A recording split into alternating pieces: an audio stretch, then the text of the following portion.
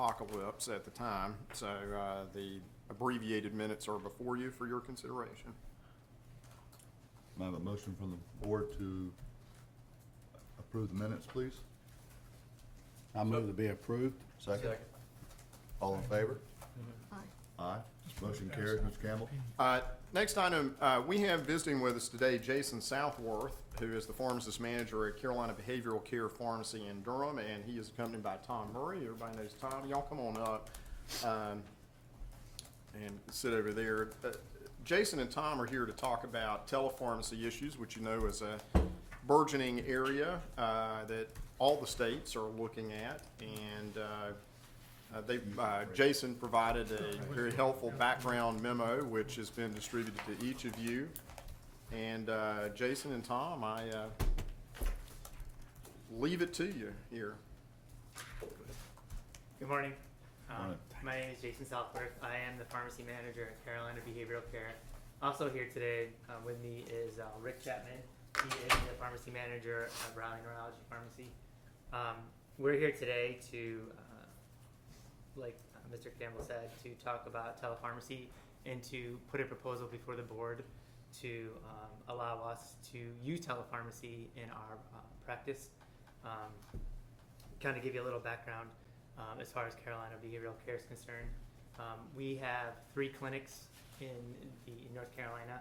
We have a pharmacy in 2 of those clinics that we currently operate. We have a 3rd clinic that we do not have a pharmacy in. It's kind of a smaller clinic. One of our physicians, our medical director, came to me and said that he was seeing a difference in his patients that were using our pharmacy as far as adherence and better clinical outcomes, and wanted to know how we could possibly get a pharmacy started in our 3rd clinic. When we kind of looked at the numbers, it looked like it just wasn't feasible to have a pharmacy in there, and so we kind of looked at different opportunities, and I came across telepharmacy that other states were using. So I started doing some research on that and contacted the board to see what rules or regulations were currently in place for that, and found that there really was not anything in place. So that's why I'm here today, to discuss that with you, and hopefully that we can put some rules or regulations into place going forward to allow telepharmacy to be used in the state. Basically, telepharmacy started basically back in 2001 in North Dakota. They started telepharmacy then due to kind of the ruralness of the state. There was a lot of areas that were underserved and there was no pharmacy in those areas. And so the state started this program where it allowed telepharmacy to be used if a person had to drive up to 30 miles, I think it was, to get to a pharmacy. And it's been very successful. And so in the last 15 years, telepharmacy has really grown into other states. Currently, there's about 40 of the 50 states either have telepharmacy rules and regulations in place already and or are pending regulations that they're using. The biggest difference with these rules and regulations that these states have is that telepharmacy is different in all of these. That was kind of the confusing part to me as I was looking at all these rules and regulations in the different state, how telepharmacy is defined, what's allowed, what's not allowed, if it's allowed in retail pharmacy or if it's allowed just in healthcare settings, the training and that is required either by the technician or the pharmacist, how it's done, what documentation is required, all that kind of stuff is really different for all of the states. None of them seem to really be the same, except for the fact of just saying that telepharmacy is, pharmacy that's being done using audio and visual communication devices. So we are here today to kind of talk to the board about hopefully coming up with some rules and regulations, working with you guys to find a way to implement telepharmacy into North Carolina, and so that we could possibly put a remote pharmacy or a telepharmacy into our clinic, so that we can provide the same type of pharmaceutical experience that we're able to provide our patients that come to our clinics that have the pharmacy at the one that currently does not have a pharmacy in it. We just feel that being able to do that this would not only enhance adherence with our patients, it'll be a convenience for them, and also improved overall outcomes for these patients. We have a similar experience at Raleigh Neurology. We started Raleigh Neurology about 2.5 years ago. It's the largest neurology practice in the Southeast, and we started as an independently owned pharmacy, and then the physicians purchased the pharmacy, and now the physicians own the pharmacy. Raleigh Neurology has two clinics next to each other. One's in the 1540 building, the next door, the 1520 building. Pharmacy's at 1540, and we'd like to put a satellite pharmacy in the 1520 building where there's a fewer number of practitioners and a fewer number of patients that have traffic through there. But what we've experienced this is basically a first fill pharmacy. So we fill the first prescription in a lot of these pharmacies and then transfer the next month out. But the most expensive prescription is the one that's never filled. And 50 to 75% of prescriptions that are written are never even filled at a pharmacy for various reasons, either or not picked up, either because of copay issues or prior authorization issues. Well, the best time to handle that is at the point of sale, when the patient is standing in front of a pharmacist in a physician clinic. And we've been able to dramatically increase compliance and handle a lot of these therapy issues that prevent patients from taking their prescriptions, whether it's a prior authorization or a high copay. And so if we need to do a therapy change, it's much easier to do that therapy change when you're next door to the physician versus it gets down to your pharmacy 30 miles away from the clinic, and then now you're playing phone tag trying to get therapy change or trying to help the patient navigate a new drug therapy. And so I think the physicians that we work with at Raleigh Neurology and the similar experience at Carolina Behavioral Care have seen a dramatic improvement in patient care. And that's the bottom line for me is we have seen patient care improve because of this. And I think we don't want to throw the barn doors wide open on this. And I think we want to proceed with caution on geographical limitations, volume limitations. If we're going to do a remote order verification and remote dispensing verification, I don't want a pharmacy doing 250 prescriptions doing that. I don't think that's appropriate. And so I think there are limitations that we can put in a regulation that would allow this to move forward in a safe way that helps patient care advance in the state of North Carolina, just like 4 out of 5 states in the country are doing. So I guess our bottom line ask is if this is something that the board would like us to continue working on, it will take some regulatory change, and we'd like the authority or give board staff authority to work with us directly, bring back new regulations to the board, and see what questions you might have for us to develop common sense regulation that advances patient care. Jason, I thought you were about to say something. Well, I agree with Tom, like being in the behavioral health aspect of things, when he was talking about adherence and things like that, we have so many patients that just walk out of the door without getting a prescription filled because they don't think they need it. They get evaluated with some kind of mental health disorder, and they're like, I'm fine. I don't know what they're talking about. And I think that's where we've seen the big difference is, well, your prescription is being sent right downstairs, and so here's our pharmacist. You can get your prescription when we walk out the door. And being that first fill and getting them started on the medication, just getting them started to begin with makes a huge difference, and they start taking that, and they realize, wow, how much better they feel when they're taking that medication, and hey, maybe I was actually sick and there was something wrong with me, and that just has made a huge difference. And like Tom said too, just keeping it, closed system, that you guys already off-site verification is already allowed for those prescriptions, and I think this is just taking it that one next step as far as since you're already allowed to verify a prescription off-site, that just verifying the product is just taking that one additional step. And with the advances in technology these days, this can simply be done in a very safe environment. And the way I'm looking at this, it's kind of like at a hospital. You got one hospital pharmacy, and then you've got floors where drugs are dispensed all over this place. We're trying to do that in a closed system community pharmacy setting, where you've got a hub pharmacy, and then you've got satellite in a very narrow geographic area. We're talking, and we're literally across the parking lot. I mean, Raleigh Neurology's buildings are across the parking lot from each other. I think your second clinic at Carolina Behavioral Care is less than a half a mile away. Well, we're Hillsborough and Durham. Hillsborough and Durham. So we're talking a narrow geographic space, common ownership, and there are certain things that I think we can put into place in a regulation to keep a protective hedge around this so it didn't spin out of control, but also use technology to benefit our patients, and that's really what how I'm seeing this, is that we see these software vendors that are innovating and helping pharmacists do things differently in a more efficient and innovative way. And we need to use our regulatory framework to improve patient care through the use of better technology, and that's really the bottom line for me on this telepharmacy concept. Can I ask two quick questions for clarification purposes? I want to clarify, I think I'm clear on the ask. I was a little bit confused as to whether this was a request for a pilot project or this was a request to, let's think about some rules and take care of this, and it's the latter. Is that right? We would gladly pilot this for you, and if that's a precursor to regulatory No, framework. But I don't have any agenda in my, I was just asking for purposes of clarification. I mean, I there's. don't know how the whole regulatory Right. thing works, if there has to be rules in place before we do a pilot project, or we can do a pilot project that we No, create the there- rules there's- from.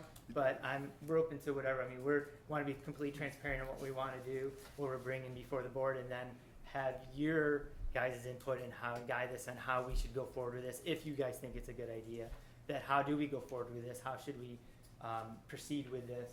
And Yeah. the reason, and I'll tell you the reason I asked that question is, Novant Health Systems came before the board, about a year ago, a little more than a year ago. It's a similar issue that's with respect that their specific issue was, Tom, in a lot of ways similar to what you're describing. It's common ownership, sort of hub and spoke within a system, and as the pharmacies are acquiring oncology practices, where historically all the compounding had been done by who knows who, and who knows under what standards. And as pharmacies have been, or hospital systems have been acquiring this, and they're looking to upgrade the level of service that's being provided. But there are real-world staffing and cost issues associated with that, and they were looking at remote supervision through particular technology. Have you guys had, and you feel free to tell me it's none of my business, or we don't want to talk about that. Did you guys link with any, because they sort of indicated they might be interested in coming back and pitching a pilot project. They never have. My guess is because they're more interested in a global resolution of the issue. I did reach out to Mike Noddy, I think Yeah. was the gentleman that you had, when I first spoke to you about it, you had said that how he had come before the board. Yeah. I did reach out to him, and he kind of confused me a little bit, because the way he made it sound was like they were going forward with a project. And so I have not reached back out to him. I wanted to come here first and see kind of what the board's feeling even was on the issue, and then if there was, an interest or there was a possibility that this was something was going to happen, then yeah, I think, what we're trying to do is exactly what Novant Health, and I think there was a couple other, I think facilities that- Levine Cancer yeah, Hospital there was a couple has more that were similar. looking into stuff, and they were, I think, were trying to do some of their own stuff as well, with some of their, like you say, offsite clinics. I can tell you as an entrepreneur, and the folks at Carolina Behavioral Care have a similar entrepreneurial philosophy that Raleigh Neurology has. A regulatory development process is time consuming, and it's not something that would happen tomorrow. If we could move forward in a pilot setting and do it in a more expeditious way, I think we would both be interested in getting this off the ground with board approval in a pilot setting, with the eye towards enabling innovation in other medical practices and opening new independently owned pharmacies in a closed system setting that happens this. The key driver in any of this is that you start with a pharmacy. You start with a full-blown, open-door, community-based pharmacy, and then there's a spoke around it. And that's the concept. So we're opening new pharmacies. That's good. That's a good thing. Pharmacies closer to medical practices is a good thing for patients. And so I think the way I'm looking at this is a new way to help entrepreneurs in the pharmacy practice take care of patients in a new way. And so that's the hub of all this is a pharmacist practicing pharmacy as close to a doctor's office as possible. Jason, can I ask you one quick follow-up question? Yep. Too? In your clinics, if there's not a pathway to do a telepharm, some sort of remote supervision of whatever category of dispensing it would be, is the result that there will never be pharmacy services there? Is that, I mean, is that the reality? I'm not trying to, this is not a trick question, I'm I just, brought Dr. Mier with me, Yeah. he's our medical director, I mean, he came to me with this because Yeah. we didn't feel like that we could put a pharmacy there, I mean, of course, I don't know, you know, we really don't know the answer to that, of how many will we ever get. I mean, I think that's part of, with the telepharmacy thing that Tom was discussing with, that, as far as the limitations on that I think there has to be a limitation, that, you know, if, let's say we are able to go forward with telepharmacy, and all of a sudden in the Hillsborough pharmacy, we find out that we're filling, you know, 120 prescriptions a day there, then I don't feel like that would be any need to continue to be as a telepharmacy, that we would convert it over to a yeah, regular and the reason, like I say, I I'm not trying to lay traps here. No, I do that sometimes, Yeah. but not in this case. But, no, the reason I was asking is, as it stands today, right, there's no pharmacy presence in your There is satellite not. clinics, right? No. So this would, I mean, and reasonable people can certainly debate the wisdom and the like of telepharmacy, but this is sort of, it's either no pharmacy service there, or it's a type of pharmacy service that might or might not grow into more physical presence, but Correct. there's more, there would be more than there is today. Correct. And more than there would be going forward. Is Correct. that's just what I'm. And honestly, under current regulations, the only option for pharmacy services in that setting is physician dispensing with no pharmacist oversight. And I don't think that's in the best interest of the patient. And I tell you right now, we did talk about that too as an option, and our physicians don't want to do that. They have no interest in that at all. They want to keep pharmacy. If there's anybody out there, I mean, Jason, if there's any doctor, I mean, if anybody wants to talk, they're welcome, at the chair's pleasure, they're welcome to come up and address this. So don't feel like you got to keep looking back. If they want to come up and talk, that's fine. That's what we do. So, board members, just to sort of orient a little bit with respect to, I'll put on my lawyer pants for a moment. As you all know, there is a pilot project process. There's Rule 2510, and there are specific requirements that a pilot project proposal has to include. And what you provided thus far doesn't mean that. That's not a criticism, Jason. I know you're here to try to figure out what is the path that you want to do. And we have certainly, you've had different approaches to different things. We've done pilot projects that led to rules. We've done pilot projects that did not lead to rules.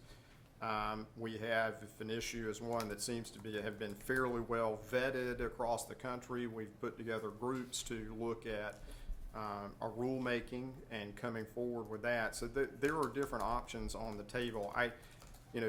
Whether the policy is right or is not right, which is a decision ultimately the board has to make, it is certainly correct that there's not a lot of mystery out there as to what rules like this need to look like. There are a lot of states that have it. It is found in the NABP Model Act. And indeed, we have a very limited, what amounts to telepharmacy rule as it exists now with respect to remote medication order entry for long-term, or for healthcare facility pharmacies. So I'm not saying any of this to say what you should do. I'm just pointing out that these are the pathways that are available. As far as working with staff, I mean, look, that's what we do all day, every day. If your pleasure is to put a group together to look at this in a global fashion and work, and whatever liaison you guys wanted to appoint to that, or more than one, that's fine. All the options are on the table. I guess what you guys are saying is, what's a path that gets us to some place where you want to be in the most expeditious fashion. There's arguments for and against pilot projects as being that pathway.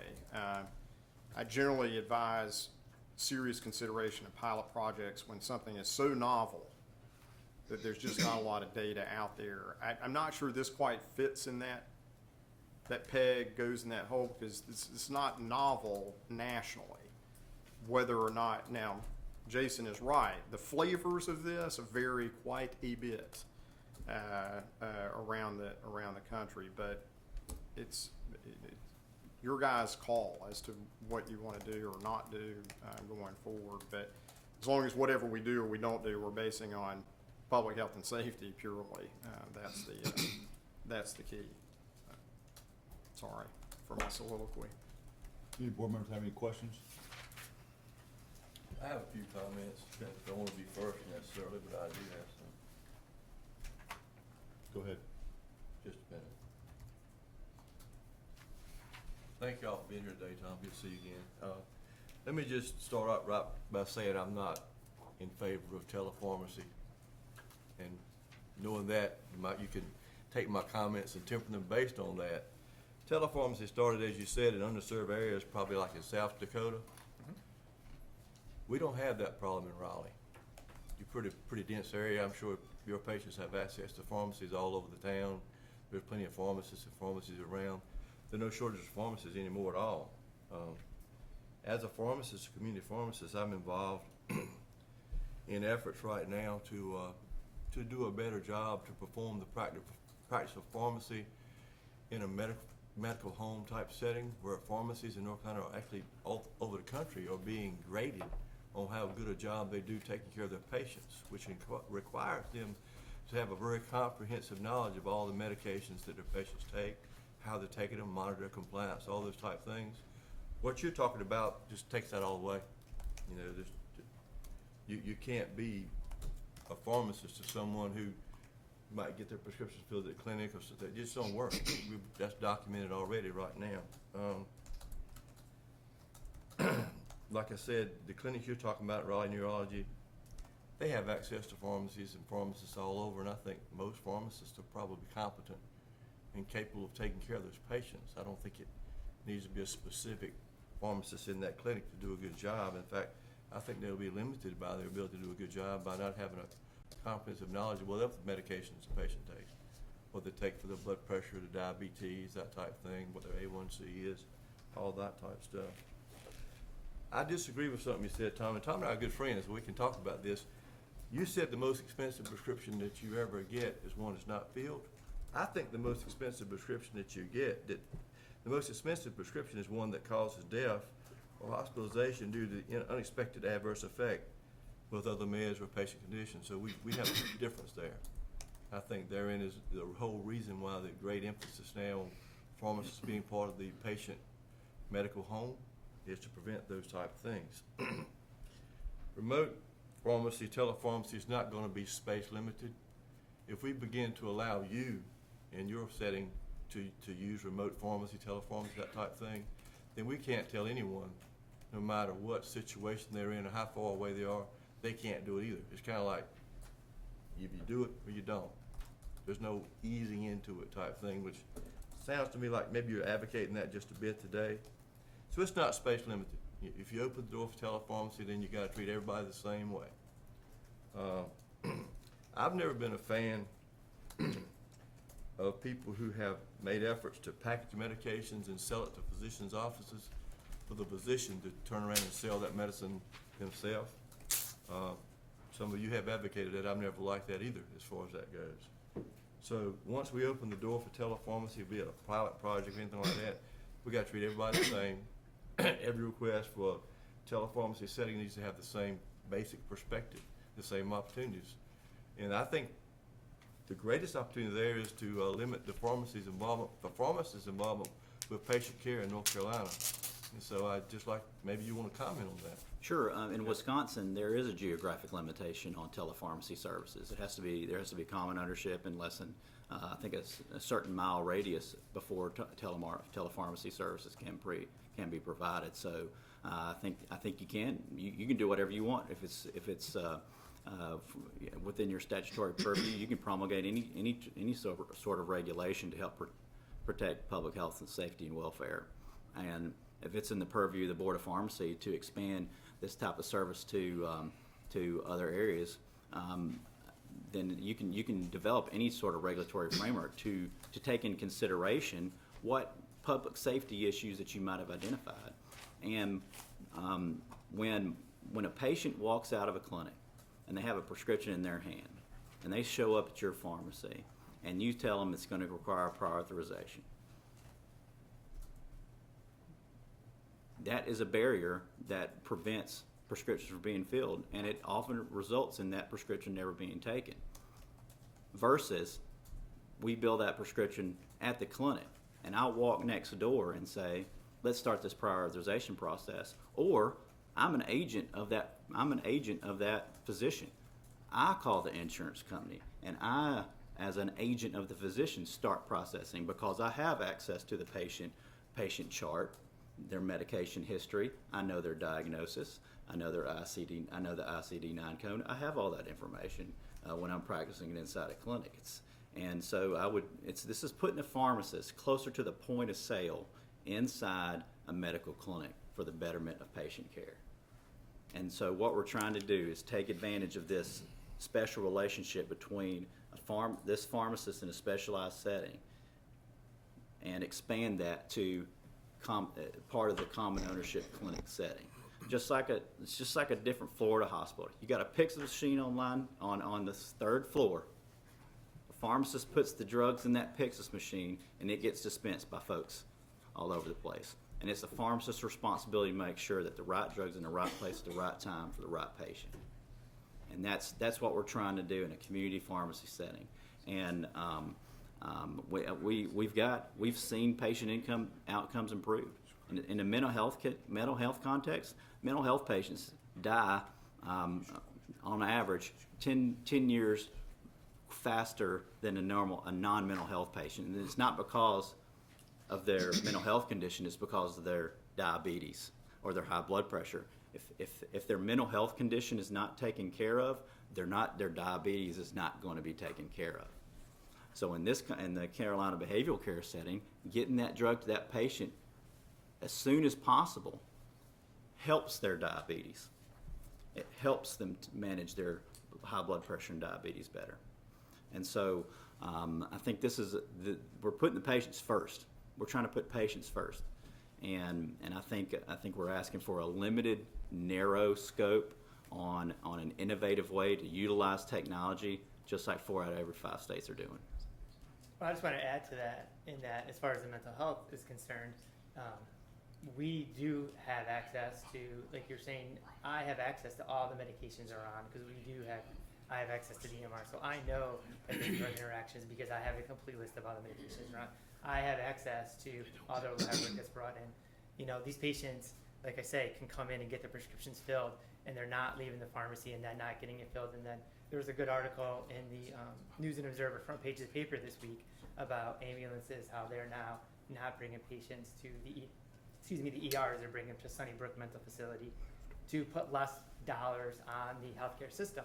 And that's what we basically do. By having these patients walk out with their medications, they're just getting started on their medications, so they're not going back to the ER repeatedly because they're having some sort of a crisis or whatever. And this way we're getting that started sooner. We're getting them on a medication, or in fact, right now we're having a huge push to put a lot of patients on long-acting injectables is a big thing. So that they're not utilizing the healthcare system, they're not utilizing those healthcare dollars. And so this is a way for the pharmacy at our other location to be able to start doing what we're doing in Durham and Hillsborough as well. I have a comment, question. You done?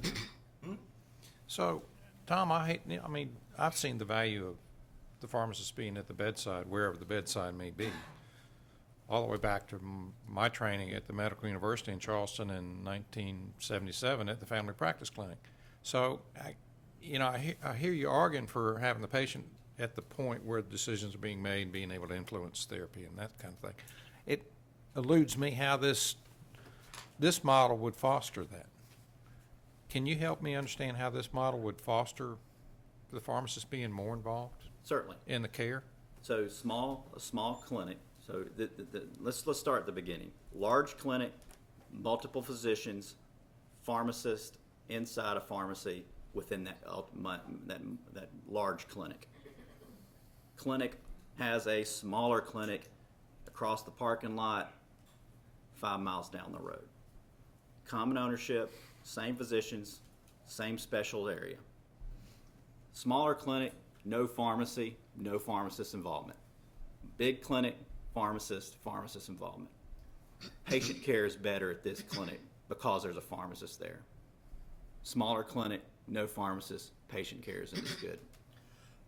We want the ability to be able to dispense medications, have this pharmacist at the larger clinic have a direct communication with any patient that picks up a prescription or gets a prescription filled.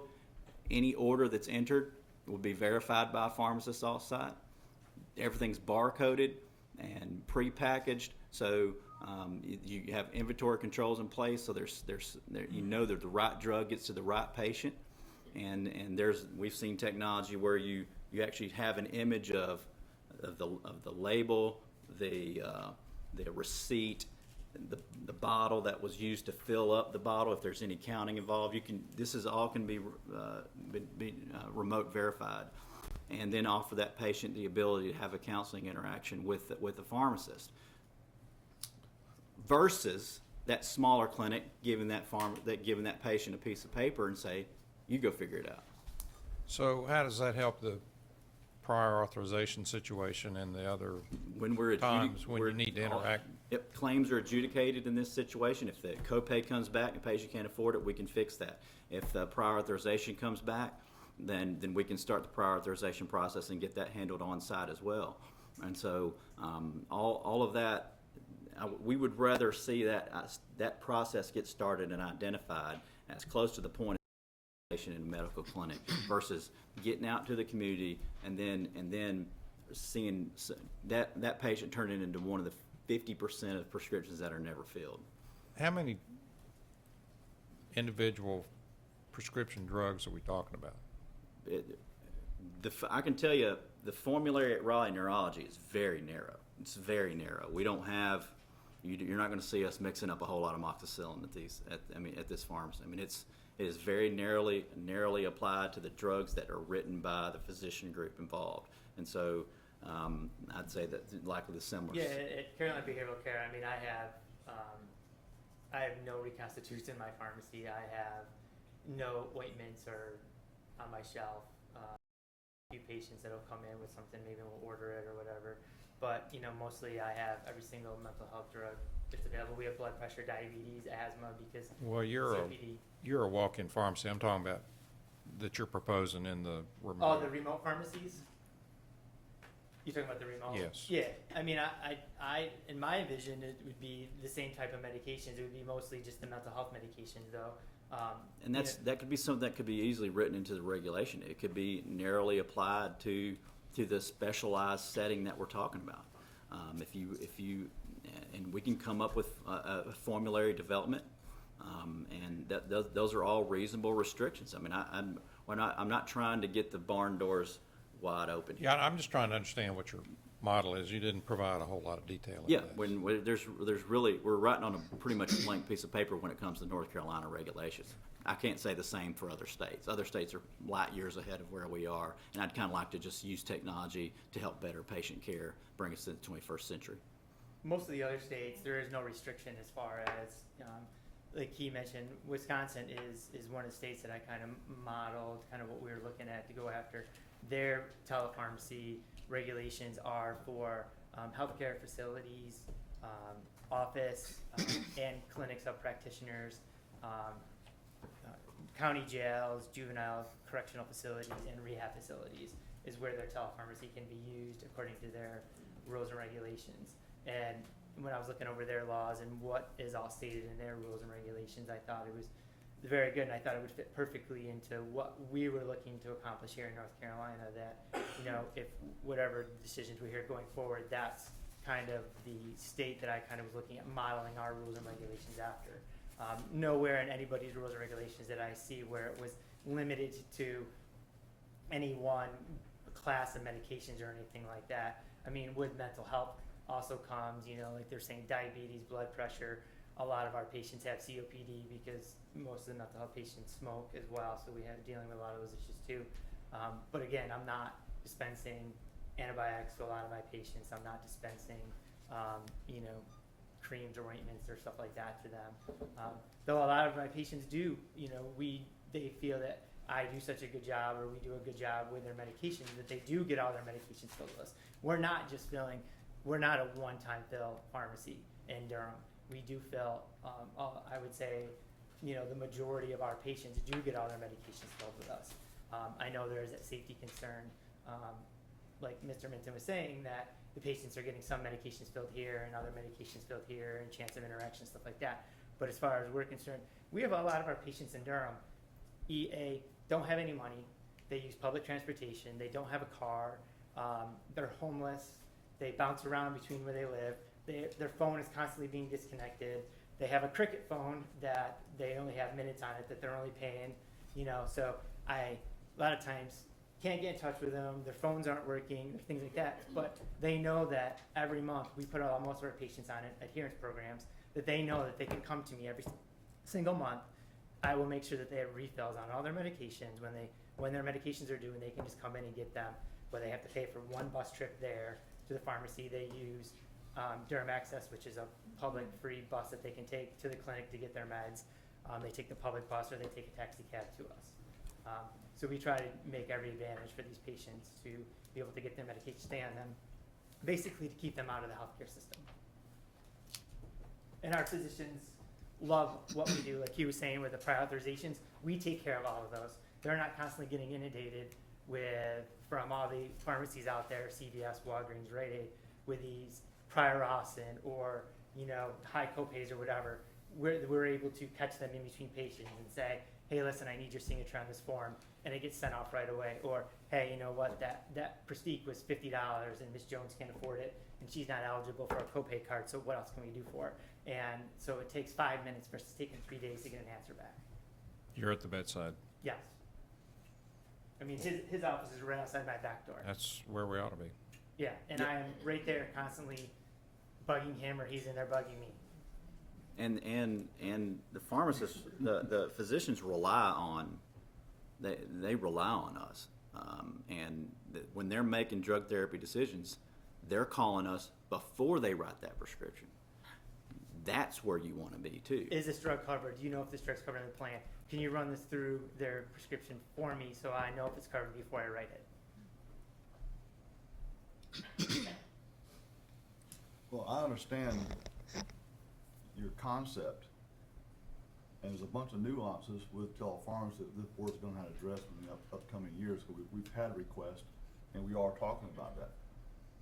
But some of the things you alluded to as far as compliant packaging, filling their medication, getting all their medicine filled there.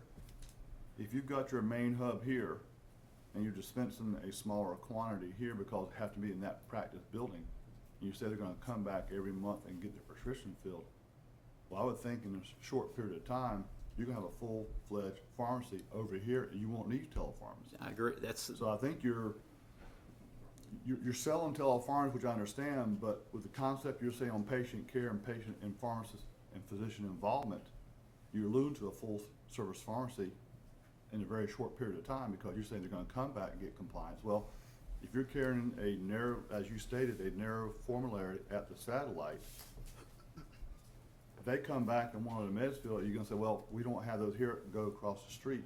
That's where all the other meds are. But then you're defeating the purpose of the whole pharmacy of taking care of those patients. Because you're gonna circumvent them maybe at day one, but you're gonna bring right back into the concept, well, I need to go to a full stop pharmacy, because we don't have your diabetes, your blood pressure, COPD.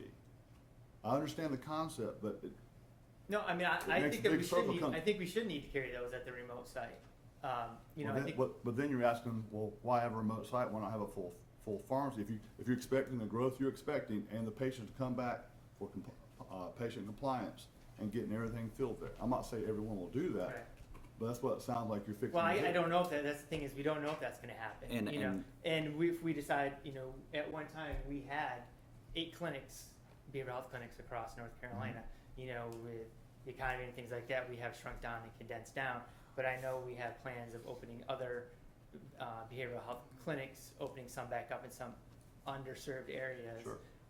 That this would be a way for us to be able to do that too, because we're providing an ancillary service in those clinics as well.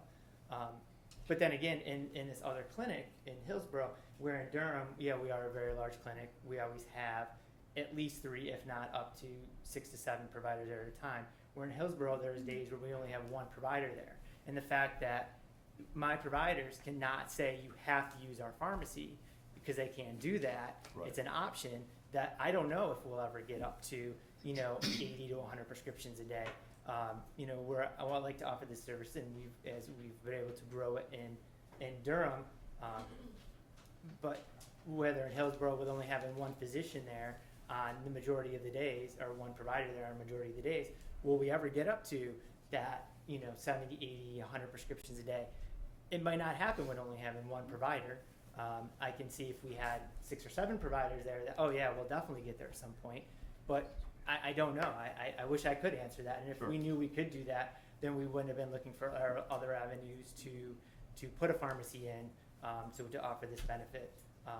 And that's the exact point is, even if we captured 100% of the patients at these smaller common ownership clinics, which we don't, even in the larger, we don't come even close to capturing 100% of the patients. Even if we did a 3-man clinic, you couldn't do the cost benefit to put a full-blown pharmacy there. But you are making the decision by not having the pharmacy services there that they are not going to receive the same level of services at another clinic. And that's really the concern that I've got. Is now I know I've seen the top of the mountain. I've seen what can happen when you have a pharmacy close to the patients inside this clinic in a specialized setting. We've seen the benefits of that. We want to replicate that in a financially responsible way to help benefit patient care and utilize technology to do so. I think this is a kind of a really from an entrepreneurial perspective. And if you've been involved in opening pharmacies and know the cost curve of opening a brand new store, the key metric is the number of prescriptions you're going to fill, and then what your pro forma on the projection. We'll never get there at some of these satellite clinics. You'll never get there, but that should not be the only rate limiting step on being able to provide good pharmacy services to the in a specialized setting is for these patients. Can I ask, I'm sorry, I don't want to interrupt board member. I have. Go ahead. I'll say, no, you may ask questions that are much more present than what I No, have. probably not, but anyway, I got a list here. I'm saddened to realize that community pharmacies such as CVS and Walgreens, Walmart, Relo can't provide the kind of level of service you're talking about in order to like getting prior approval. I would think that with today's, I know that in my pharmacy we have pretty much state-of-the-art electronic stuff where we can get prior approval about as good as anybody. It's sad that your physicians are so busy they can only work getting prior approvals to the satellite pharmacy and not do the rest of them because they have just so many patients. That's sad. We're agents of the physician. We're an agent of the physician because we're under common ownership. You don't have that relation. And other pharmacies don't have that relationship. This is the narrow application of this, and well, it's still that saddens me also. That I wish you could have access to the chart. that's what it's all. That's what everything's going to, Tom. That's right. That's what it's all about nowadays. You're taking a step back instead of a step forward. But anyway, who would dispense the drugs in your satellite pharmacy? There'd be it would be certified technician would be in the satellite, or in the remote pharmacy would be a certified technician. That's right, would dispense the drugs. Is that right? Right. Who- After it was like approved and verified through, video, high definition video and audio capabilities Is that's that being used in other states as well. is that distance limited? Is that what? Is the high definition audio and video distance limited? No. Okay. Who would counsel the patients? But that's another thing. There's in all the states, again, it varies. Some states have like I'm talking counseling. about in The you're pharmacist- talking about in the North pharmacist Carolina. would I don't be- care about Wisconsin The today. pharmacist would be counseling the patient. The pharmacist would. Yep. So there would have to be a counseling room built up with a monitor, a TV and a monitor. So it would be a closed system where the pharmacist could see the patient and the patient could see the pharmacist, and it would be a secure room where Live two-way communication. live two-way communication between the pharmacist and the patient. And that's why he's acting as the agent of the physician also and getting the prior approval and that type of stuff. Is that right? I'm sorry, say that again. that's also at the same time as an agent of the physician, he's doing a prior approval and indicating why that patient's that disease state would verify that they need that medication, is that right? Yeah. As a agent of the physician. So the physician really don't have to be involved in that prior approval process, is that what you're advocating?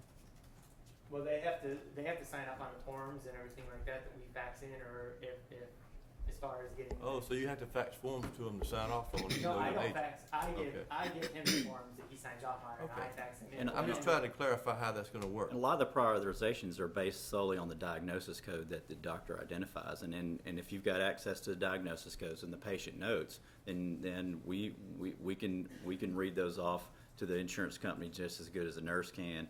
And so we oftentimes, that's Right. exactly what we do. Would you read that off better than the community pharmacists who also have that information? If you had access to the information, I think you could do it. Okay. Unfortunately, most community pharmacies don't have access to the patient chart, that the e-charts that we have when we're practicing pharmacy in these clinics. Now, tell me about the second fill.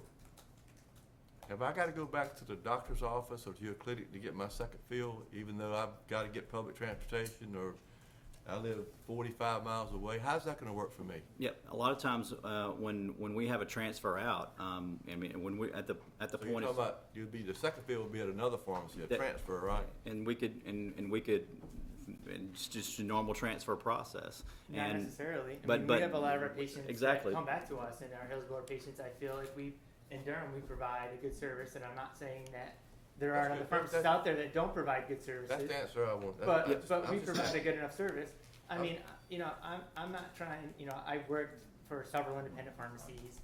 I've been a pharmacist for almost 17 years. I worked for several independents in the area, and I've worked for several of the chains in the area. And I'm not trying to downplay the chain pharmacies, but there is a difference between the pharmacist that works in a chain and a pharmacist that works in an independent pharmacy. There's a Tell me huge about difference. that difference. Well, I worked their shift for one of the chains in the area, and I would go in at night, and there's a lot of the pharmacists that go there to work, and they're just there to collect their paycheck, and they don't, if there is a prior auth that needs to be done, they may send it off one time to the doctor through the system and never follow up with it or never do anything with it, and the patient comes in a week later and says, well, where's my prior auth that I needed that you said you're gonna take care of? Well, we sent it off to the doctor once, and nothing ever came back, so we didn't do anything with it. Whereas I feel like an independent pharmacist does take that initial step and follows up with that, and follows up with the physician and calls them several times to make sure that it's getting taken care of. And in the same way, as far as refills are concerned, they're more concerned with their patients. I feel like they have a more vested interest in some of their patients. And I'm not saying all chain pharmacists are that way, but I feel like there is a big difference. And I've been on both sides of that, and I've seen both sides of it. I'm not saying that all independent pharmacists are that way, not that way either. But I feel like, I've seen it firsthand. So what we're trying to do, it's not necessarily a first fill only model, but that first fill is a crucial fill. Getting the therapy started is crucial, especially in these highly specialized situations where you've got complex drug therapy and complex medical, just from the soup to nuts. These neurological conditions, these mental health conditions, that first fill is crucial. What happens next is up to the patient. And if they want to get a refill at this pharmacy, they can do that. If they want to take their bottle and go to another pharmacy, they can do that. That first fill is a crucial fill, and this is a model we're asking to help get that first fill initiated, use technology to the highest extent that we possibly can, put protections in place from a regulatory framework, and then enable innovation so that we can benefit patient care. 'Cause that's the ultimate bottom line for me. Is I've seen it. I've seen patients benefit from this, and we want to be able to use technology to the highest extent possible to be able to do it. I hope they come back Thank to you me for about this. that emphasis on first field, because those of us who've been involved in the patient medical care home model and working with hospitals to prevent patients going back in the hospital and being fined, we found that the most important thing is get that first fill in your community pharmacy, where you establish a relationship with the pharmacist and they can continue with adherence, that type thing. in the community pharmacy, not in a hospital, not in a clinic, but maybe you have better documentation than I do. These are community pharmacies. How do you, But can I comment on that? Well, let me we are right next to let me Durham finish my Regional. questions. Okay, I'm sorry. Before I forget them, I've gotten old and I forget stuff. That's okay. Sorry about that. Amen, bro. Thank you for the help. You've made several comments about how you can help the patient with their copays. And I tell you, there's a lot of us pharmacists practicing every day that do that every day and do a really good job of it. So I think that you might want to rethink the fact that you're better at that. I know that a lot of us do a great job with that, and not only helping on the first field, but every field. And that is a great opportunity for us to interact with that patient and establish how important their adherence is, because we see them. They come into the pharmacy, they go to the grocery store once a week. They come into the pharmacy every 20 days. Most people, 16 to 20 days, if it's their community pharmacy. That doesn't do in your clinic that often. You know, and I'll stop with this. Several years ago, we started a program in North Carolina that I have been a part of. We do flu shots in community pharmacies. I heard you're doing We- them 14 and up now. That's another point. But the point is, once we started that, the immunization rate in North Carolina went tremendously high, much higher. And one of the reasons for that we found was people who had to have a scheduled doctor visit to get their flu shot sometimes didn't work out. They saw the doctor in June, they didn't want a flu shot. They saw him next year and didn't want a flu shot. So I'm just telling you, this is a documented fact that patients interacting with a community pharmacist, be it chain or whatever, you know, some chain pharmacists, just like some community pharmacists don't do a good job, most of them do a good job, and I think that you ought to think about that. When you talk about that, have those patients interact with their community pharmacist on a regular basis is the best way to control medical costs, to have a more healthy patient, a healthier patient, and just, you know, and keep the medical home intact. That's exactly this model. Our We patients- have a total disagreement on that, but that's okay. This is pharmacist interaction on the first fill, as close to the medical practice as possible, where the conversation with their physician is the most fresh, not after the bus ride back home, or not after their samples run out. This is the first fill. This is getting that patient interaction with that community pharmacist as soon as possible after the visit. Back to when you were talking about the patient being discharged from the hospital and then going to the community pharmacy to get their prescription filled. A lot of the patients, we're right close to Durham Regional, and Durham Regional has a psych unit there. A lot of the patients that get discharged from Durham Regional follow up with us at our clinic.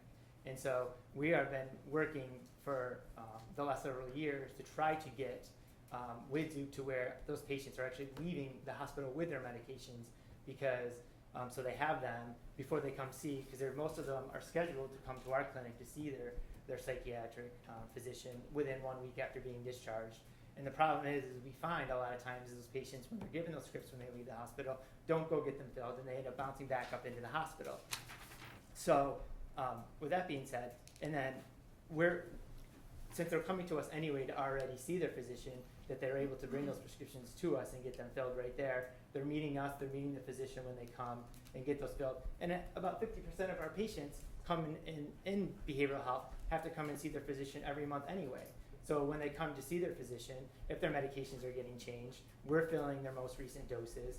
They always bring they're supposed to always bring their medications with them. So we're able to take away the medications that are being discontinued or changed or whatever. They get their new medications that they're taking. They're coming there every month anyway, pretty much to see the physician. So they're right there being able to get their prescriptions filled while they're there. And Jason, you have a pharmacy with a pharmacist there, just, you know, and that works well, I'm sure. Yep, and that's the same model with Raleigh Neurology. It's just the 2.0 version of this in a smaller setting where there's fewer patient interactions and fewer physicians practicing. We want to see that same level of service replicated in that context using telepharmacy. Carol, do you have a question? Yes, I do. Thanks for coming this morning. I guess one of my questions, why is it beyond money? that we're trying to remove the pharmacist? Or is it about the money?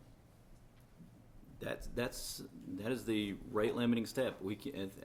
Putting a pharmacist in that clinic, it's just not financially feasible. I don't feel like And- you are removing the pharmacist But though it's- from but the you- situation. that's It's exactly just that you're right. using telecommunication, the pharmacist is still there. It's just not physically on site. He's there through, visual and audio communication devices. And with high definition, it's, very clear picture. You can, the patient and or the technician can see and talk to the pharmacist. The pharmacist can see everything that's going on in there as well. So you're not really, in fact, I think you're adding the physician, or adding the pharmacist to the situation, and the fact that now you're having a pharmacist present in that clinic that wasn't previously present there before. So that means we're gonna have technicians running the pharmacy.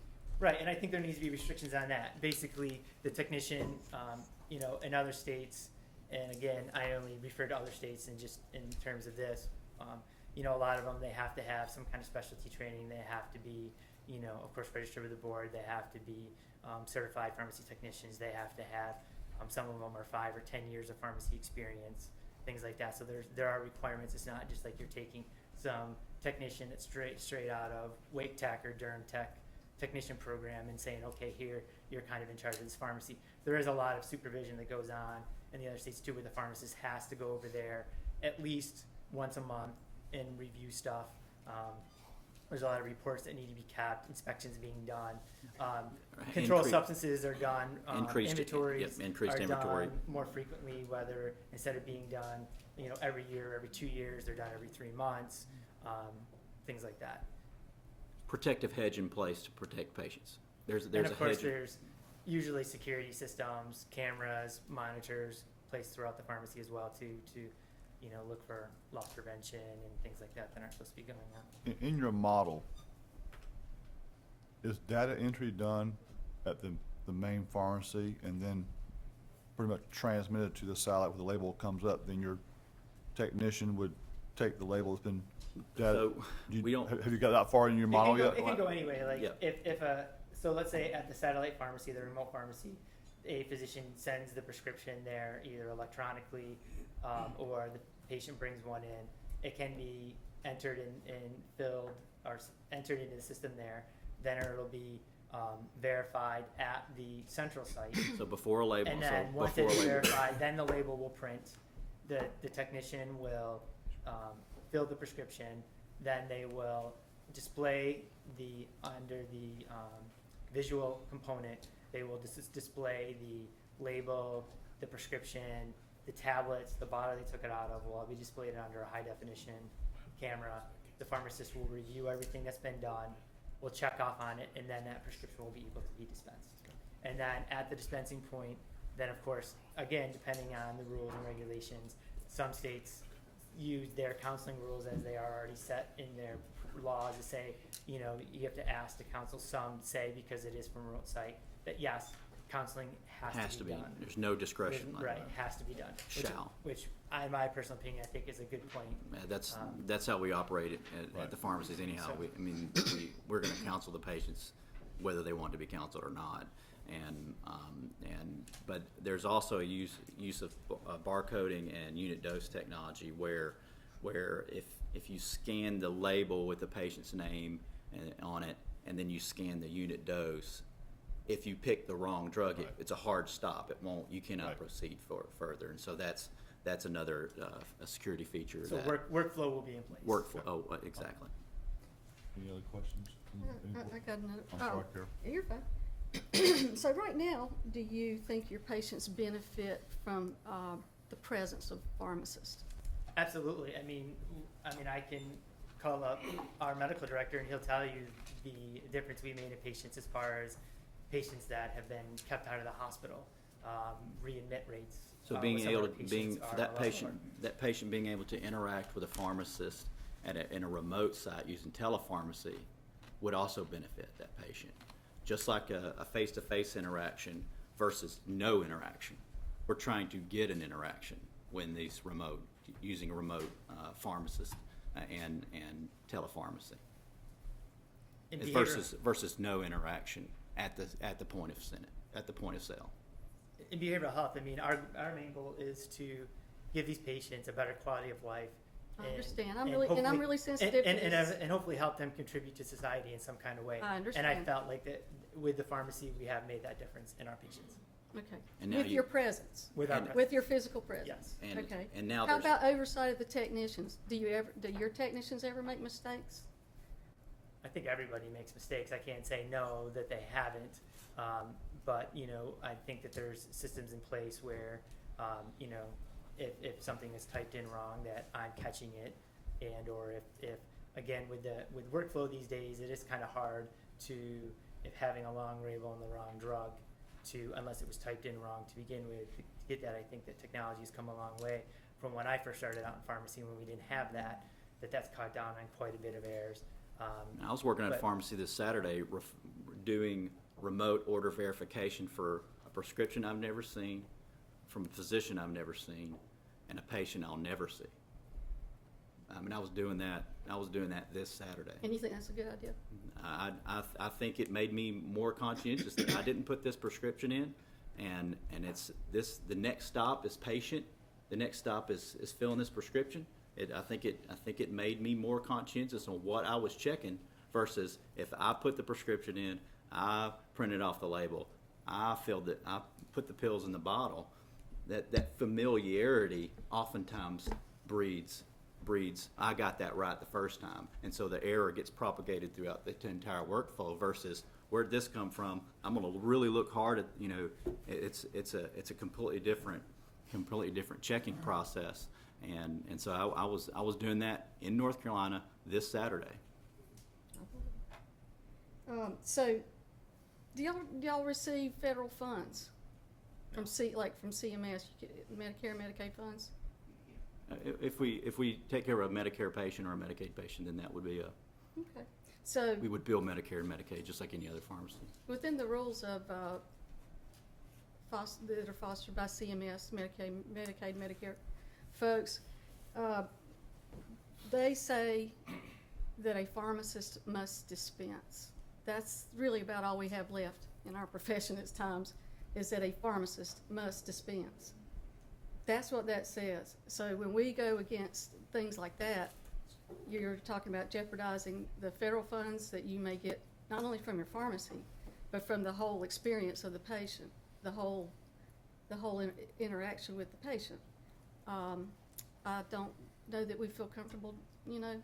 I think it's a better Going there. situation than dispensing by mail. I agree, but we, And so what can we this do is- about that? This is a different, this is preventing the patients from having to get their medications dispensed by mail in a lot of contexts as well. And so we've got closer to a face-to-face interaction with a pharmacist versus the offer by counsel with a 1-800 number in the mailbox. This is an enhanced patient encounter compared to that. Now, I guess the last thing is that I'm just curious as to, you know, we're pharmacists, we believe in our profession, we believe in what we do, we know we make a difference in people's lives, and that sort of thing. But why have so many people within our profession have decided that pharmacists are expendable?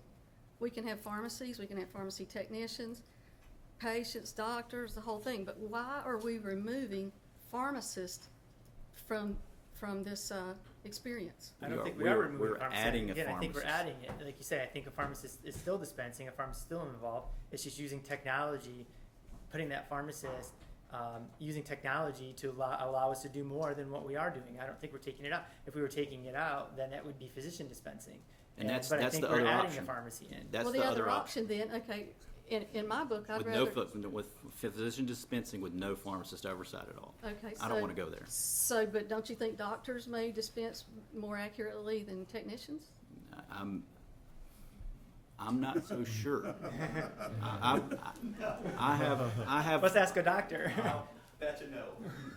Doc will not get it right. I mean, how many patients have you interacted with that came to the pharmacy with samples and say, "Tell me how to take this"? Now that was dispensed appropriately, right drug, right patient, but that didn't close the loop. That didn't close the loop, and so we're trying to prevent the situation that you're describing, because right now, that's really the only option at some of these clinics. And I don't want law to dictate a poor practice, because right now, that's the option, physician dispensing in these small clinics. That's what law is dictating right now. I'm asking for a change in the law so we can have a better practice than that. That's really the ultimate ask. Let's get a pharmacist in front of these patients, even if it might be on a high-definition screen. Mr. President, I'm sorry, I need to extrapolate just a little bit here. Okay. And this is not meant to be funny, but it could be humorous. It's okay. I have several disease conditions. I have to go to different clinics. I go to a mental health clinic. I go to a cardiology clinic. I go to a proctology clinic. If each of those had a first fill pharmacy there, and I had each of my prescriptions I got for them first filled every time, how confused would I be after a while? And if I went to the clinic pharmacy and I got a very necessary medication, therapeutically, I just couldn't miss a dose. Because, you said you worked on Saturday. I'm glad to hear that, and I do that from time to time. Not as much as I used to. I used to work all the time, but I'm working on Saturday. A patient comes in and says, "Gene, I've lost my Abilify. I can't find it. Or I'm out of refills. I don't have one for the weekend." The Board of Pharmacy gives me the ability to do an emergency fill for Monday when I contact the physician for a new prescription. What's that patient going to do? Because there's no clinic open on Saturday and Sunday. Is that right? Or is Raleigh Neurology going to open on Saturdays and Sundays to take care of those patients? Well, I can tell you, That's a hypothetical thing, but something to think about, okay? certainly, and when that initial interaction is made with the patient, and they've started on their drug therapy successfully, then we're there to help that patient navigate the rest of their drug therapy, even if that involves going to another pharmacy. We're not trying to capture all the business for all the patients. We're trying to get that first fill at the point of sale in the physician's office to make sure that drug therapy is initiated in the most appropriate way possible, and that involves an interaction with a pharmacist. Any other comments on the board? I Jason? have one I little was gonna- question. Go ahead. Just, I wanted to go back to the common ownership, and I know this is probably not a particularly useful moving the ball forward question, since these are exactly the kinds of things that would be debated, and if there's any sort of movement. But let's go back to the common ownership. And Tom, you mentioned that several times. A couple of thoughts came to my mind. One is, if that's and again, that's why this may be a bad question. This may be step Z, and everybody's thinking about whether to take step A.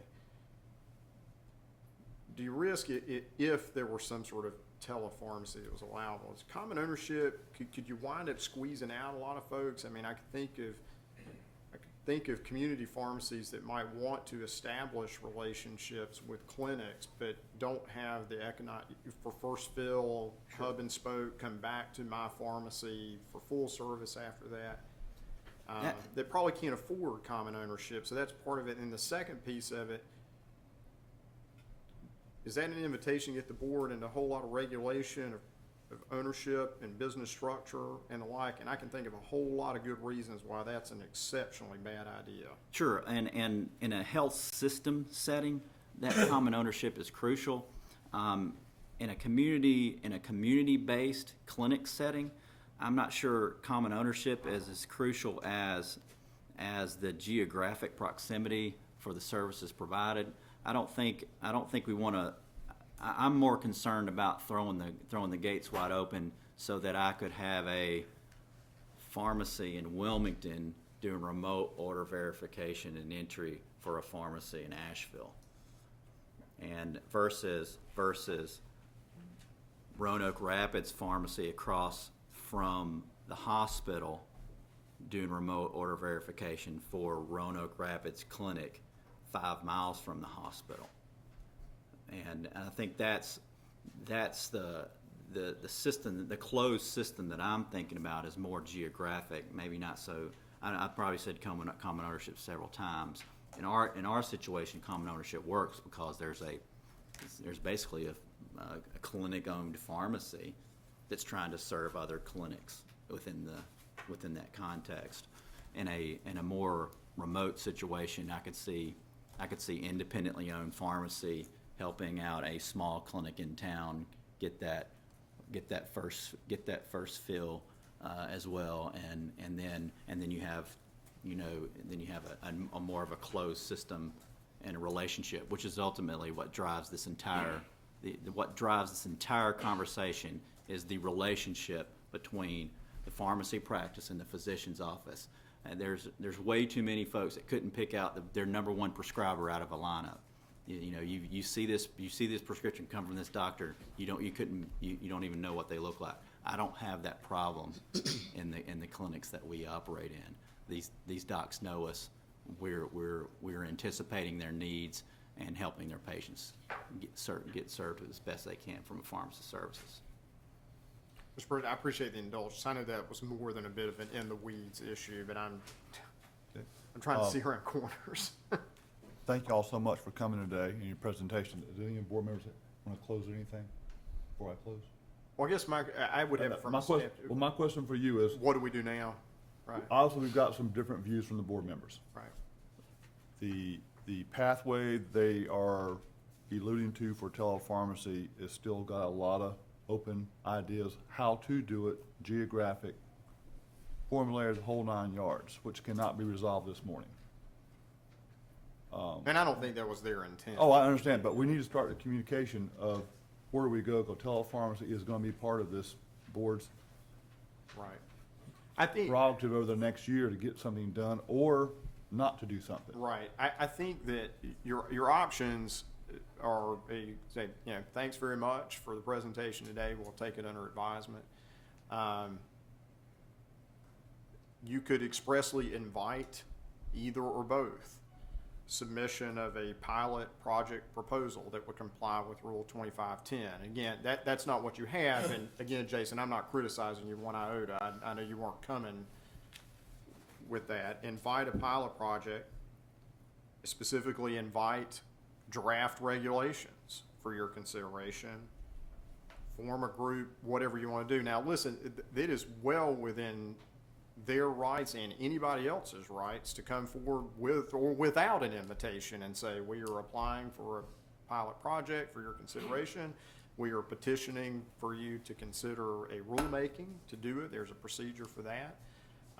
So that's all on the table. Even if there's no right or wrong way, Right. it just those are the options. Or say, I think these guys have offered to start forming some sort of nucleus if you wanted to appoint a committee or however you want to do it. And I'm not trying to sandbag here. I don't know what the answer to this either. You're right. There are a lot of moving pieces here, and I think each way forward has its advantages and its disadvantages. I know that's And North Utterly Carolina's not unhelpful. unique. I mean, other states have walked across this bed of hot Sure. coals and come out on the other side. And I Right. think, I think we're at the tail end of it as well. We can actually probably learn a lot from other states. And I think that's the fact-finding mission of how other states have gotten this right for the betterment of patients is kind of what we're asking. Let's start. Let's start, because otherwise you're just going to have every 6 months or so, you're going to have somebody asking the same kind of questions, and we're not going to have any resolution. Right. I'd rather put a protective hedge around this, get it right, address as many concerns as possible, and create a narrow pathway forward. I will say from a staff perspective, again, I'm taking no position whatsoever here. That's y'all's decision about whether this is a good idea or a bad idea. But from just a practical standpoint, I do agree that considering some sort of global look at this topic from a staff position is a heck of a lot more appealing than every 3, 4, 5 months, how often it is, folks come in with different, and I'm not discouraging folks from coming in. That's how we find out about these things. But it's very piecemeal and ad hoc, and I think tends to create more confusion than anything else. And I think Clint's going to talk about later on today some of the things we need to keep in mind post dental board case about how we approach things. Like, not that we're doing anything wrong, but just good practices. So whatever that path is, to me that augurs more in favor of a global look than individual pilot projects, at least to the extent that these models, that the various models are already existing in other states, and I guess if there was a group could look and see what works and what didn't, rather than reinventing the wheel. But we've done the pilot project thing, so I'm rambling and probably not being helpful, and I apologize for that. Do we have the capability to go to a closed door to discuss or rather not do that? Rather not- No. There's no request to rule on. Yeah, you're not ruling on Okay. anything. There's not a final If it's agency. the pleasure of the board members, my suggestion is, with the presentation you've got right now, we need to think about where you want to go. I don't think we're ready to appoint a committee yet. I hear you. I think that's right. I would offer one suggestion might be to ask Jason and Tom and anybody else they want to talk to, whether the folks have come from the IV standpoint or Right. other. Now that we've had it to come forward with a specific proposal, we want to do. Jason maybe comes forward and says, I want to do a 2510 pilot project at CBC, or Tom says, I want to do a 2510 at Raleigh Neurology, or here's a set of regs that we would like to be specifically considered, or here's we propose a working group, and here's some folks who would like to contribute to that, and anybody else you would. It's their ask. Right. And that would give us some time, give the board members, all of you, this is a lot to digest, some time to think about that. And then in light of what the discussion's been today, I think if you guys came forward with some specific suggestion and decide is that the way to go or not. Okay. I'm throwing that out there. You guys may think it's a terrible idea. I'm just trying to throw it out there. Under advisement. I believe the most appropriate course is pretty much what Jay just said. If somebody wants to make us a concrete proposal on a pilot project, then we can act on it based on its relative merits or lack of relative merits. We had a lot of dialogue today, which is good, and I wasn't trying to be combative, I was just trying to present what I see. But if we have a finite proposal on the table with a specific request, then we can take that request, we could gather more information, we can act on that request. Short of that, we can just talk about it. And that talk about stuff, that's what Jay's good at, I'm not real good at it, but the point is, make a request, act on the request. I'll choose to accept that as a compliment. That's- Yes.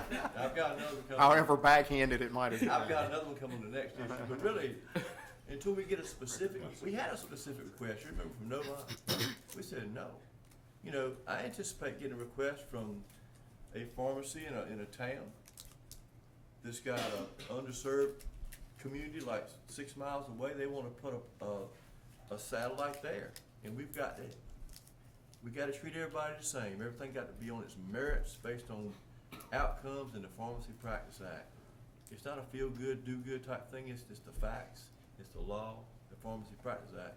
So we work on the merit of a proposal, understanding that once you accept one and you say, okay, we're going to do that, then you have set a precedent that people can follow to do. And Right. as we have so clearly marked today, technology allows us to move farther than across the parking lot.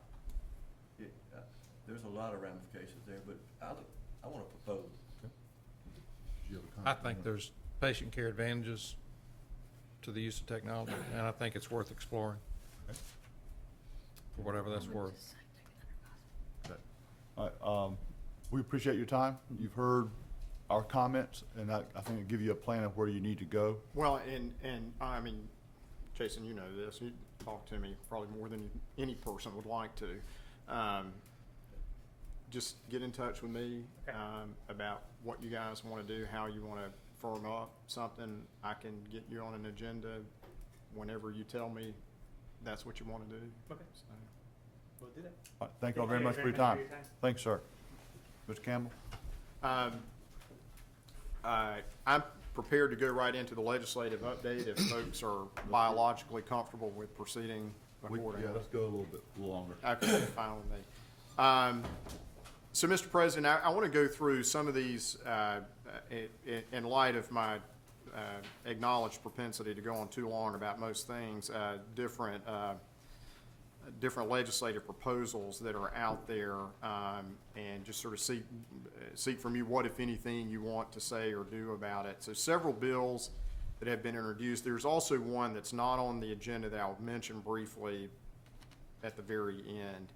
I think the first bill to discuss, it's in your agenda as a draft bill. There is actually an introduced bill, Senate 197, which concerns substitution of biosimilars. By way of brief background, and you all are aware of this, up until the very recent past couple of years, there was no path available for a generic, for lack of a better term, of a biological product to get approved by the FDA. So think about Epogen, Neupogen, other biological products, because they're, I mean, you guys understand, they're proteins, they're complex. There was not an existing equivalence determination. There is now, under the Food, Drug, and Cosmetic Act, a mechanism whereby drugs that are called biosimilars, and the real important thing, interchangeable biosimilars, can come to market. Some of you may be aware that the FDA approved its first biosimilar last week. It's not an interchangeable biosimilar. So the issue that has come up is when interchangeable biosimilars come along, and under federal law, an interchangeable biosimilar would be one that the FDA has determined could be substituted, if authorized by the prescriber, could be substituted for a reference product. The question has come up, or putatively it's a question, as about whether individual state laws as they exist now would allow a pharmacist, as a matter of state law, to substitute an interchangeable biosimilar. I was contacted about a month ago and asked for personal, and I do want to make clear everything, I'm going to describe to you everything I've said, and I made very clear that each and every time I said what I said, I was speaking for me, not for y'all. I was asked about my personal thoughts on whether our existing definition of equivalent drug product would include interchangeable biosimilars.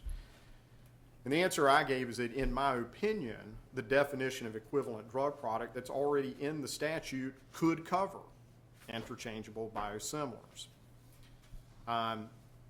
That's not a position that is unassailable.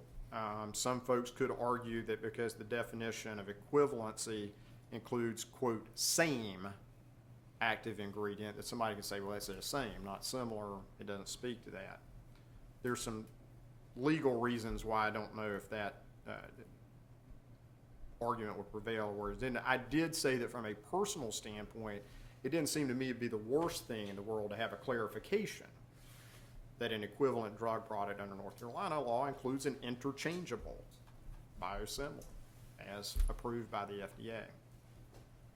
Well, then I began to then talk, started coming up that there was a draft bill. I think all of you know I had invited Daniel Walby, who works for Eli Lilly, to come to this board and talk about draft legislation. He declined that invitation without explanation. So there is now a bill that's been introduced, and it's Senate 197. You'll see it there, and it does a couple of things. One of the things it does is specifically include in state law reference to the FDA Food, Drug, and Cosmetic, Federal Food, Drug, and Cosmetic Act's definitions of biological products and interchangeable biologics. It does clarify that an interchangeable biological product can be substituted if a prescriber authorizes that.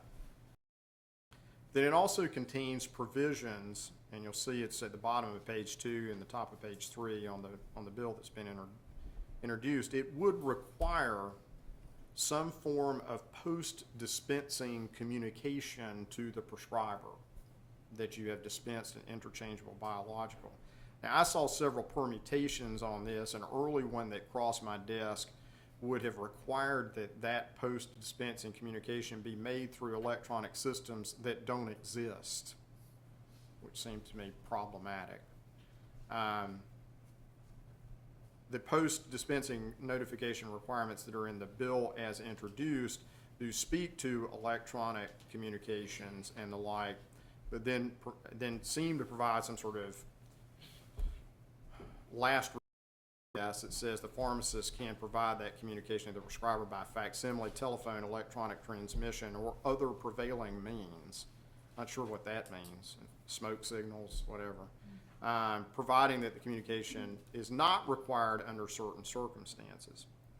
So that's the bill as introduced. I was contacted by Senator Behringer, who is a state senator from Wake County. She wanted to talk about the bill. I made clear to her I could not speak on behalf of the board. I'd be happy to share any personal thoughts, but that you guys had not met. The point I did raise with regard to post-dispensing communication is that it seemed a little bit odd to me that the law would tell a pharmacist, you must notify the prescriber that you have done exactly what the prescriber authorized you to do. That I understood the notion of not having pharmacists substitute when they're not authorized, but the law doesn't allow that. And I made that point. I don't know the degree to which it was received, but here we have the bill, and I don't know what communication, if any, you would like me to make on behalf of the board, whether you want me to be affirmative, to answer questions if they come in a passive way, but be sure that I'm giving the party line as you guys have identified it to me. I do understand, and Gene can probably speak much more intelligently to this than I can, that based on the sponsors and the like, that this bill has a high likelihood of passage. But Gene, you probably have better information than I do on that. So there's what it is. I'm happy to answer questions and to the extent I can and get your direction. Any comment, Gene? Yeah, well, first of all, Mike James with ACP is plans to be here at lunchtime today. I asked him if he would kind of update us on this bill. I know that Jenna Huggins with Mutual has also done some research on biosimilars, the concept. I don't know if she wants to speak about that or not. As Jay said, it's probably gonna pass. It's got the right people pushing it. They have taken a step back. Mike can probably give us an update on that.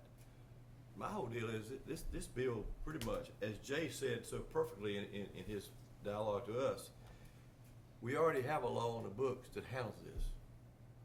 Dispense is written or just, Product selection. nothing, it doesn't change a thing in the world. We're thinking down the road, maybe they're looking for something we don't know about. But, the question is, does the board take a position? My position would be, you know what? This is about the Pharmacy Practice Act. You got a board of pharmacy in North Carolina. Wouldn't you ask the board about it before you actually introduced the bill? But having said that, they didn't, so that's just the way it is, so. I did appreciate that Senator Behringer Yeah, affirmatively reached out. That was not a case of me calling them. But she did not introduce the bill. That's absolutely that's the correct. bottom line. She was trying to get clarification. So I'm reading that as she's trying to say, well, where's the Board of Pharmacy on, and where are we on this? The decision we might need to make today is, do we want to be somewhere or not on this? Do we wanna- I'm sorry, Gene. Excuse me. No, you go ahead. I'm Do we want sorry. to have Jay to just send them a letter or reach out to someone to sponsor, listen, you know what? The Board of Pharmacy would like to have a little bit of input on this, but other than that, that's all we can do, As Jay said, it doesn't change a thing, really, just, you got to call the doctor and tell him, I did what the law allows me to do, and I did what you allowed me to do, and I hope you like it. And that's what I wanted to point out real quick. There are provisions in here that do say, if you dispense a biological product and there's not an interchangeable product available on the market, you don't have to call the physician and say, I didn't substitute anything, or I dispensed whatever, Amgen's, whatever, because there's nothing else on the market, which sort of beggars why you would ask your own questions about if a bill requires you to have that sort of disclaimer, how good an idea is this to begin with, but that's a different issue. It also says on refills, you don't have to call and say what you did every time. So, to the extent the approach is this burdensome, I mean, it's hard to know how, there aren't any interchangeable biologics on the market right now, but they're gonna start coming on the market. I don't know whether this does or doesn't become burdensome down the road. Again, it's odd to me that you would say you've got to report that I did what you told me I could do. but is the fact of the oddity enough? And I would certainly be very interested in what Mike or anybody else could share with where we are. And maybe after we hear from Mike, we could make a decision if you want me to reach out, if it's just writing a note to the sponsors and saying, hey, we're here and available and experts in this area would be happy to talk to you. That's a good idea. I like that. You know, it's almost like this discussion and the prior discussion, we're sitting here trying to decide if the judgment of the pharmacist is valuable anymore. Why don't we hold off and wait, hear from Mike, and then we'll probably go back to what we just talked about then. Okay, that's A-okay with me. Okay. The next one, this is not, unless it happened yesterday, and I have not had a chance to check. I was occupied with other various legislative hearing type stuff, which we'll update you on shortly.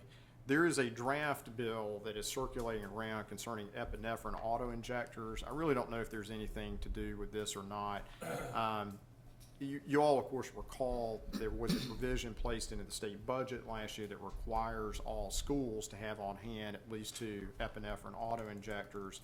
The bill that I've seen going around isn't a mandatory, anybody's got to have an epinephrine auto injector. Rather, what it does is specifically authorizes what I'm calling entity prescribing, right? So the doc, instead of writing a prescription to Joey McLaughlin, could write a prescription to Camp Seagull. Right. And then the camp staff could use that to acquire epinephrine auto injectors and have them on hand. The draft bill, which again, you've got everything I have, I've included in that, talks about training and the like, but there's nothing that this bill authorizes the board to do in terms of training or the like. If it were to pass, clearly we do what we've done with naloxone and with the school stuff. We just educate pharmacists. Look, you might get a prescription for Camp Seagull, and the fact it's for Camp Seagull doesn't mean it's an invalid prescription. You should be able to fill it. So like I say, this hasn't been introduced. Jillian Totman, who is at, I'm trying to remember which firm she's at, but she does lobbying essentially, had reached out and wanted to know about the board's position on any of this. I said, I don't have a board position for you. I'm interested in learning and I will present. So there you have it. There's not been a bill introduced. My suggestion is there's not really anything to do on this. There's not been a bill introduced, and I don't see that it creates any sort of obligation on us other than to educate pharmacists if it passes. But you guys may see it differently, and I am happy to communicate differently. Under A, you've got optional prescription pursuant valid for 2 years. Where did that come from? I don't know. The answer is I have no idea. This is a draft that was sent to me. Okay. And you can see it's clearly a pretty rough draft. It doesn't Right. look anything like. There are things that they've got that clearly discussion points among that, and prescription valid for 2 years. I mean,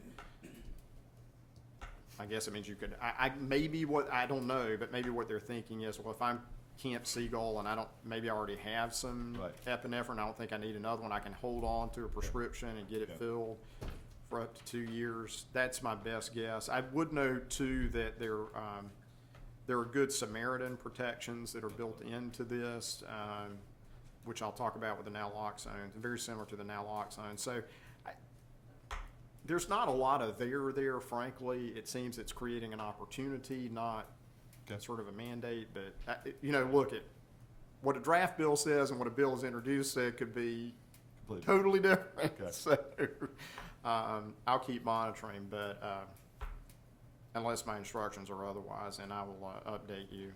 Okay. Next bill, I think the remaining 3 is probably similarly sort of water is wet kind of thing. There is another bill that's been introduced, Senate 154, about clarifying the Good Samaritan Act. I'm scratching my head a little bit about this. With respect to pharmacy, it does 2 things, one of which I can't figure out why they think they needed to do it. Number 2 doesn't seem to me a seemed to me a bad idea. So we all recall the naloxone statute, which says, you know, essentially it authorizes prescribers not only to prescribe naloxone for their patients, but to prescribe naloxone for family members, caregivers, and others who might be in a position to prevent an opioid overdose death. Senate 154 does two things. One is it says explicitly that a pharmacist may dispense an opioid antagonist prescribed under the terms of the act, which includes standing order prescribing. I'm confused because you could do that already. And I was asked by some folks over at CCNC about that, and sort of scratched my head and said, well, you can do that if a physician, the statute itself clearly says that a prescriber can prescribe by standing order, or if it's a legal prescription, a pharmacist can fill it. So I'm not sure what this, I guess it's not bad. I mean, it restates what we're doing, or whether this is an issue. Maybe it's an attempt to make clear that it's pharmacists that do the dispensing and not others that might do the dispensing. Perhaps that's part of it. I don't know.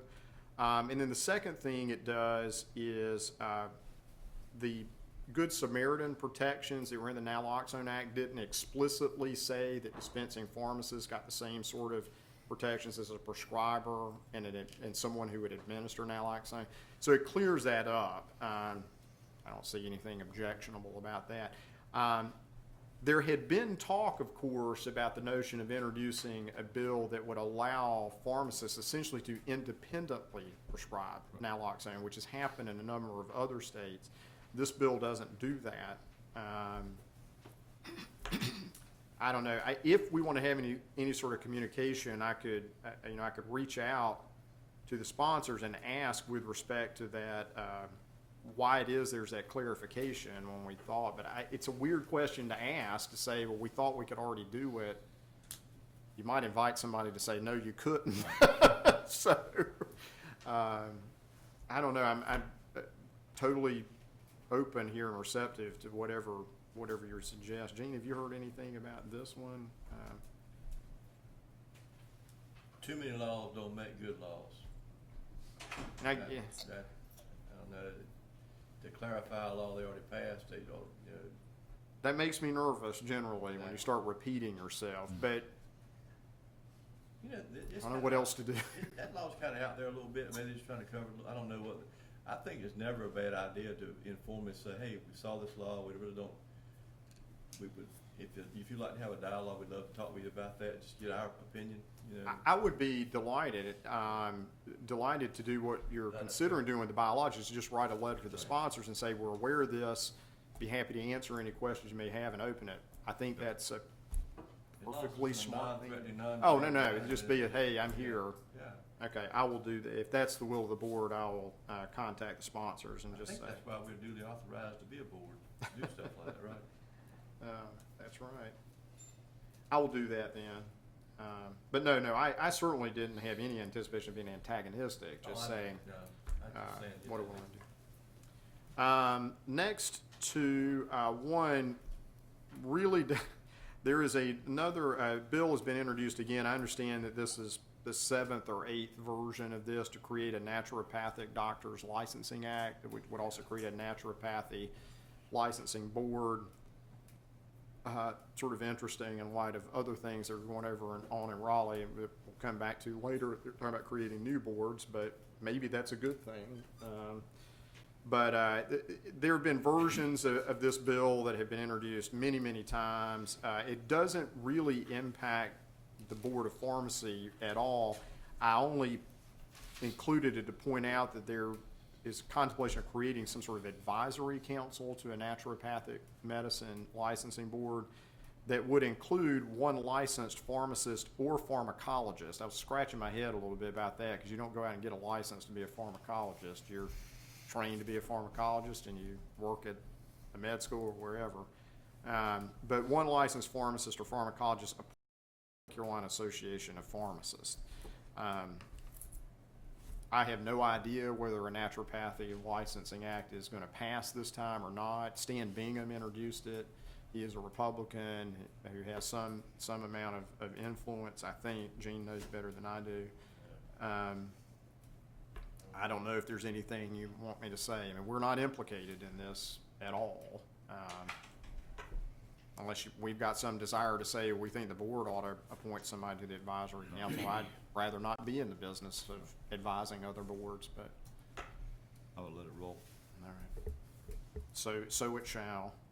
And then the last one, there's another controlled substance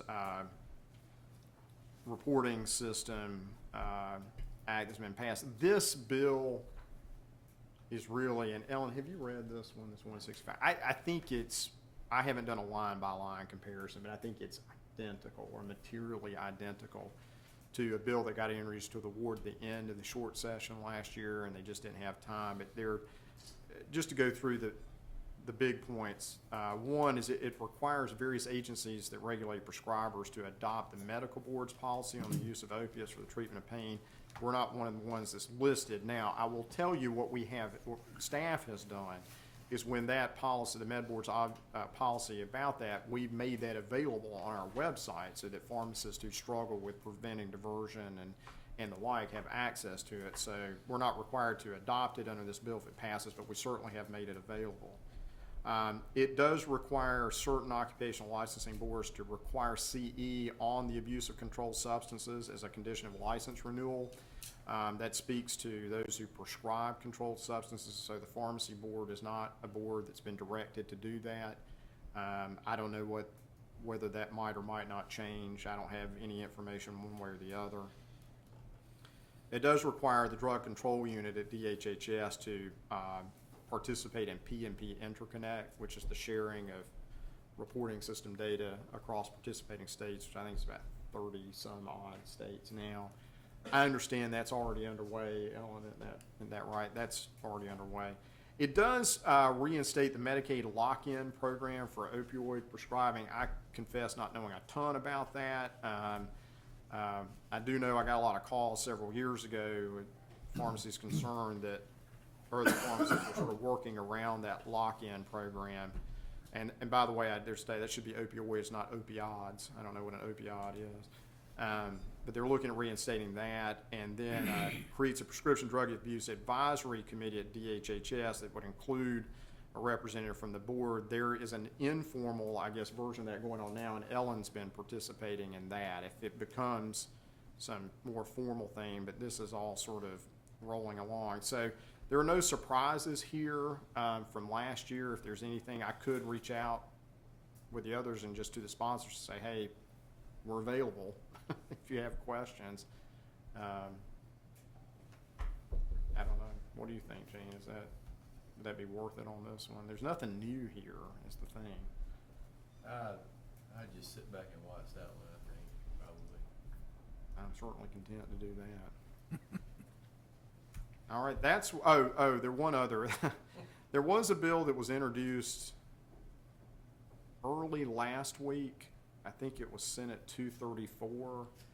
And I think I misread the bill at first. I read it as it would require the patient label to give the therapeutic equivalence code for a generic product dispensed. I guess AB or BX or whatever. And I clearly misread that. What it said was it would require manufacturers to put on their manufacturing as a matter of state law. So once I realized I had failed reading comprehension, I didn't think there was as much to do about that. But I understand that bill really has gone, that it has been pointed out that would be a state manufacturer labeling requirement that would be in addition to the Federal Food, Drug, and Cosmetic Act, which I think the upshot would only be a lawsuit in which the state's requirement would be enjoined as quickly as somebody could file the papers to get that done. So it's gone. So there you go. That's what I've got, unless whatever was filed yesterday, because I just did not have a chance to review yesterday. But as it stands, I understand my directions are to contact the sponsors of the naloxone bill just to make clear we're available, and then we might do that with respect to the biosimilars, bill, depending on your instruction after we hear from Mike. Okay. That's what I got on that. Let's take a short break. We'll come back at 11 o'clock or 5 after 11. Sounds Take good. a 15-minute break. Put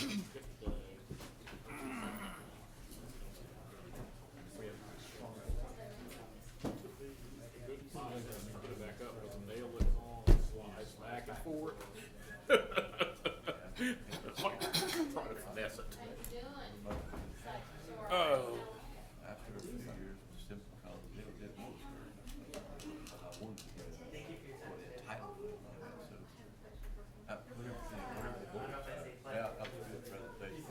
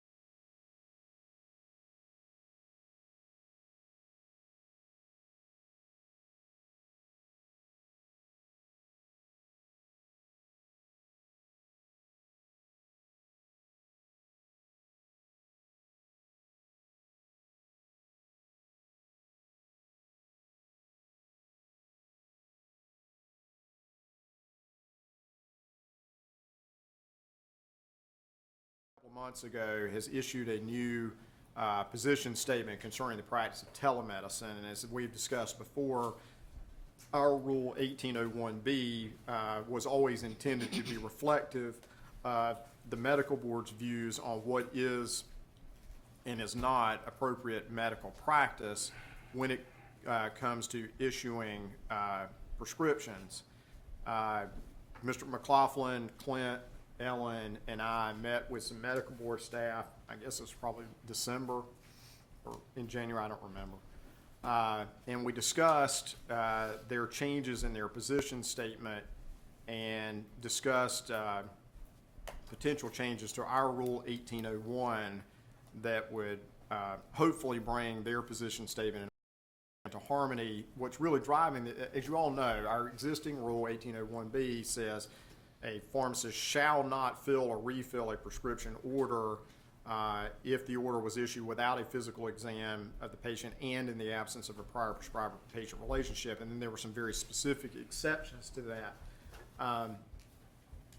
The Med Board's position statement about appropriate medical practice broadens up a little bit the kinds of things that might be acceptable patient-prescriber relationships for purposes of issuing a prescription.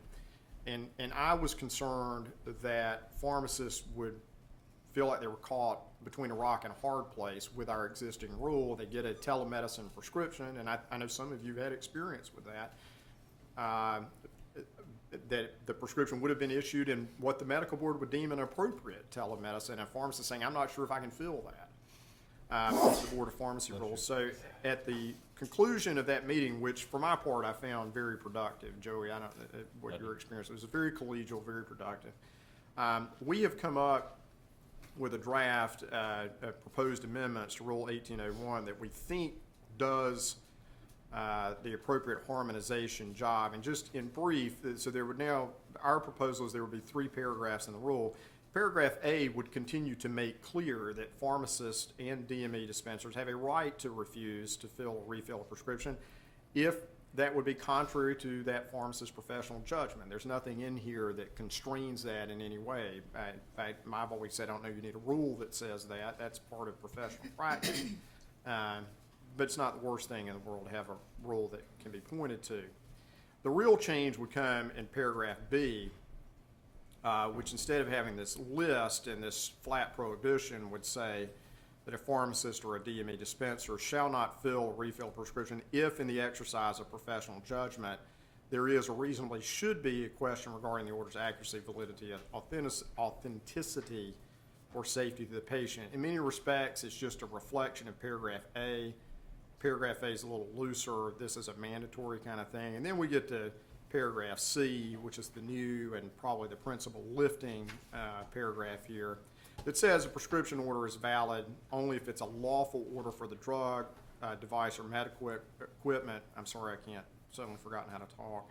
Issued by a healthcare provider for a legitimate medical purpose in the context of a valid patient-prescriber relationship and in the course of a legitimate professional practice as recognized by the Occupational License Board governing the healthcare provider.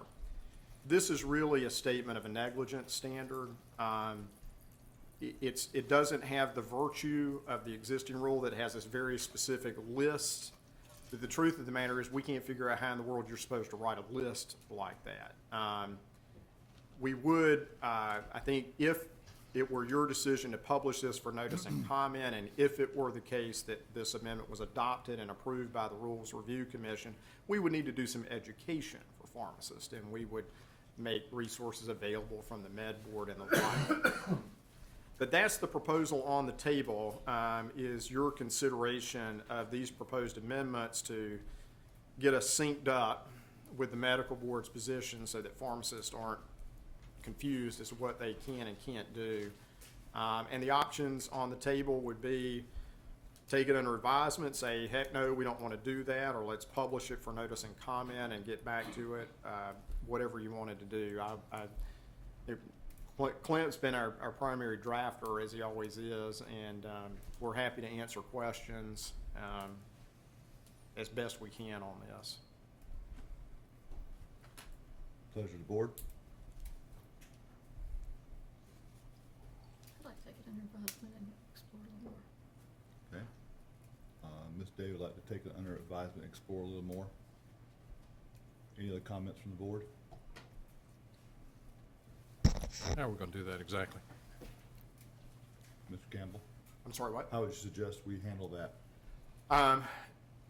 Totally up to y'all. I mean, if you, you could, take it back and take it back individually and collect thoughts and bounce them off of me and come back, or we could go ahead and publish it and collect not only your thoughts, but the thoughts of people who are reading it, and then do that at the end.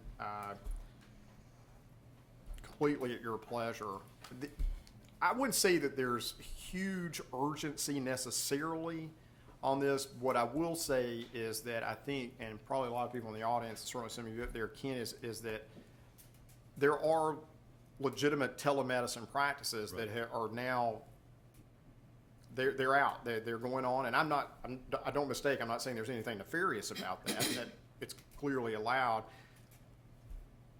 My personal preference would be to move forward as rapidly as we can, if you think this is a quality proposal, to move forward as rapidly as we can, because I'm getting this question multiple times a week from farmers. That's not a reason to go forward with a bad proposal. But if you think this is worth going ahead and publishing, and let's collect everyone, we can do that however y'all want to handle it. Mr. Mixon? Well, if we published it for comment, I mean, that's exactly what we'd get. We'd get comment. Right.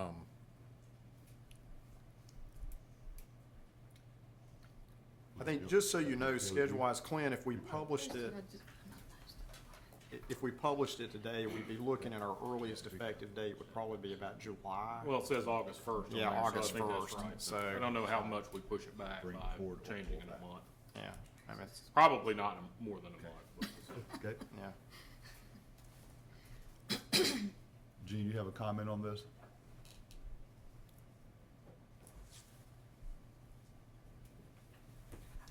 While Gene's thinking, one thing I did want to point out, I did get this question one time, is what about controlled substances? I mean, under both the medical board's views and under federal law, you can't prescribe controlled substances pursuant to a telemedicine-only encounter. That would be an educational point. One of the concerns I always had about changing this rule is we're going to open the door back to the pill mills of the world. That door is not open under neither Med Board appropriate practices or federal law on that. We remind everybody of that, but we're not going to go back to the days of Quick Fill, if that name rings a bell. I've been reading this stuff and just thinking about things, frequently it's not so much, telemedicine is like another step, but sometimes your physician is contacted out of his regular practice setting or in his regular practice setting by a patient who's sick or needs something, and they don't go see the doctor, but if they have a communication, they decide he'll call and prescribe something. So I'm trying to see how that fits in here somewhere. Does it fit in here anywhere? Well, I mean, that would be, I think the medical board would probably say that was an appropriate, but ultimately, that's their call. I mean, that's what we're trying to do, is make our rule reflect what the medical board says is appropriate medical practice. Well, then let's do that. Yeah, and I think that's what this does. Well, Yeah. I think it's a little bit too structured. Well, what C says is basically a valid prescription order is whatever order that arises out of whatever valid relationship the med board or whoever recognizes and is a lawful order as they perceive it. You say C says that? C says that. Yeah, that's what C is. And that was our attempt to get most of the structure out of this. And It looks like a lot of structure because all that strike-through I'm stuff. good with that. I mean, I think it is not even subject to interpretation based on that. If the medical board decides what they determine is an appropriate physician-patient relationship, it produces a need for a prescription, I'm okay with that. And that's what we're trying to do. Hopefully, that's what And this does. maybe we should simplify it to something more like that, It's not subject to interpretation. The problem I see is, how's the pharmacist really gonna know a lot of this stuff? And the answer is that we didn't really change the pharmacist's responsibility from A and B. There was always a dual, you can always refuse to fill it, and you should refuse to fill it if a reasonable person would have a question as to the validity. Yeah. If there's nothing on the face of it that is a problem, then nobody's gonna say you reasonably should have. See, I guess I'm a perpetual optimist, but I believe that one of our responsibilities is. Is that right, Gene? Yeah. One of our responsibilities is to make sure that the patient gets duly taken care of. Right. And our laws do not preclude that from happening by putting the pharmacist in between in a situation where there should not be. That's exactly what this does, that's what this I'm- is doing. And I'm Yeah. reading that, trying to Yeah. determine if there's a way you can say that also. You know, like there's gonna be a situation where probably, I'm not sure, but I got a pretty good idea it's okay. I wanna feel good about that. Does that make sense? I don't know how to answer that other than that's sort of not different from the way it's always That's been. not a lawyer talk, is it? That's what professional judgment is. Right. We've never rung anybody up who I in know good that. faith I made tell a decision and people that every it day. turned out Yeah. to be the wrong one in good faith. So this doesn't do anything to change that. I don't, to the extent you're contemplating some sort of immunity, Let me ask we you- can't do that. To think about, we already got a rule that says a pharmacist shall not fill or refill a prescription order if he actually knows or even should know it was issued about such and such. How about a pharmacist should not refuse to fill, saying, unless he has some good idea that it's not in a valid situation. That's kinda, you probably want all that stuff, and I wasn't gonna say anything, but you asked me twice, so I figured I'd better say something, but I wanna make sure that pharmacists understand that they go to school and they learn how to exercise judgment. And as long as we don't have a law against judgment, I'm okay with that. And sometimes your judgment's gonna be wrong. I'd rather make a wrong judgment, somebody gets something they probably shouldn't have gotten, than to make a wrong judgment and somebody suffer unnecessarily because of my poor judgment. I think many pharmacists suffer under or function under the false pretense that the board is gonna give them. Progressively worse as time I don't goes. know, I will tell you, Gene, I don't think there's a thing in the world we can or should do in the rule about that, because I think that would invite people. Again, I would go back to, we've always, it's exercise of professional judgment, and that's really a negligence standard. And negligence always said, were you reasonable? If you're reasonable under the circumstances, you're good. So this doesn't change that. I know, I've been From here a 7 staff years, standpoint. And I've never seen the board Right. take a stand against a pharmacist who really tried to exercise professional judgment. It's not a strict liability kind of thing. As I tell pharmacists all the time, look it, everybody recognizes somebody might slip one past the goalie every now and then. It's not what we're in the business of worrying about. It's a pattern and a practice that shows sort of, and I don't think this changes that in any respect. I would be reluctant to put in rules that would suggest, I understand. that you've got a free pass most of the time. I think the professional judgment part takes care of that. That's my opinion. Others may certainly feel differently about that. And based on that, I don't have any problem at all publishing this thing, because I know the current board and how we operate and how we interpret situations where pharmacists actually do use some judgment. And if there's no contraindication there with this, and I'm happy with that, and my goal in life is to make sure we continue to do it that way. Pharmacist judgment sometimes is all we have. Right. Ms. Day would like to have another month to review and then bring that up at the next board meeting. I mean, Totally, yeah, if that's what y'all want to do, that's fine with me. Are those board members okay with that?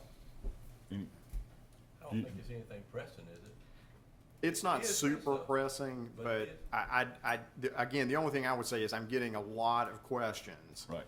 every day about the telemedicine from pharmacists who call and say, I've got a prescription from, and what I have been telling them is, look it, if in good faith you believe that's a legitimate patient prescriber telemedicine encounter, I'm not gonna send my guys out to jump up and down on you because it may not have fit within the existing rule, which is fine. I don't want that to be a sustained thing, because Right. that gets in all manner of trouble in a long way. So I wouldn't say it's right on top of us, but I wouldn't delay unnecessarily. If we push it a month, it is gonna push it more than a month unless we call a special meeting. Because if we push consideration a month, then we wait until the July meeting to adopt. It will be after the deadline for review in August. We can't have a meeting about it in August since we don't have a meeting. So we'd be pushing it 3 months, I think. Well, if we publish it, subject to review by everybody, that also gives us time to review it also, isn't that right? Right. One doesn't have to be exclusive of the other. Is that a real issue, Carol? I would like to hold it till next month, if we can. If everybody else wants to go ahead with it today, that's fine. Do you need a consensus or a motion? If there's no action taken by the board, there's nothing to do. It'll roll over. The only thing that would change, if you took a motion, we move to publish it, or the like. If you don't take an action, then it will roll it over next month. Okay. Well, then I need a motion, or it's gonna roll over to next month. I think if you got a board member that has that serious a reservation about it, we ought to defer it based on that, although it might push it to a point where we might have a special call meeting to address it, I guess. I'm ready, I'm good either way. Any other board members have a comment? One option you could take, rather than having a special call board meeting at the back end, is push it a week or two and have a special call meeting to propose it, which would then put us, in line to have a normal public hearing in a period of time. Let's do that. And I'll figure out when we would need to do that. We can have- We'll proceed that way, roll it that way, and then you can, schedule that and we'll go from there. Okay. You probably have a Are couple we weeks. gonna- You'll have a couple Here weeks. or by telephone? It'll be, No, that would be a telephone. telephone Are we conference. gonna get more information to look at? I mean, this is it, right? I don't have anything to add. I'm happy to provide anything that anybody would like, but What's been on the website since we've given it, there's nothing else to come, right? no.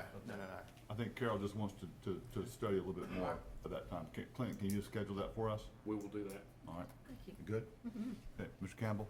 All right, next item on the agenda, Clint is gonna update us on the FTC Dental Board case, so Clint's gonna update you on that. I will also tag on at the end and update you with what's going on at the legislature as a result of that decision. All right, I'll try not to get too far in the weeds. Y'all know what the case basically is about since we've filed amicus briefs on behalf of the dental board. The Supreme Court decided the dental board case and decided again the dental board by a 6-3 vote affirming the FTC's opinion and order in the case that the dental board had violated the FTC Act. You'll recall it was about teeth whiteners and the dental board's efforts, which the FTC concluded were anti-competitive efforts to steamroll the teeth whiteners into not doing business.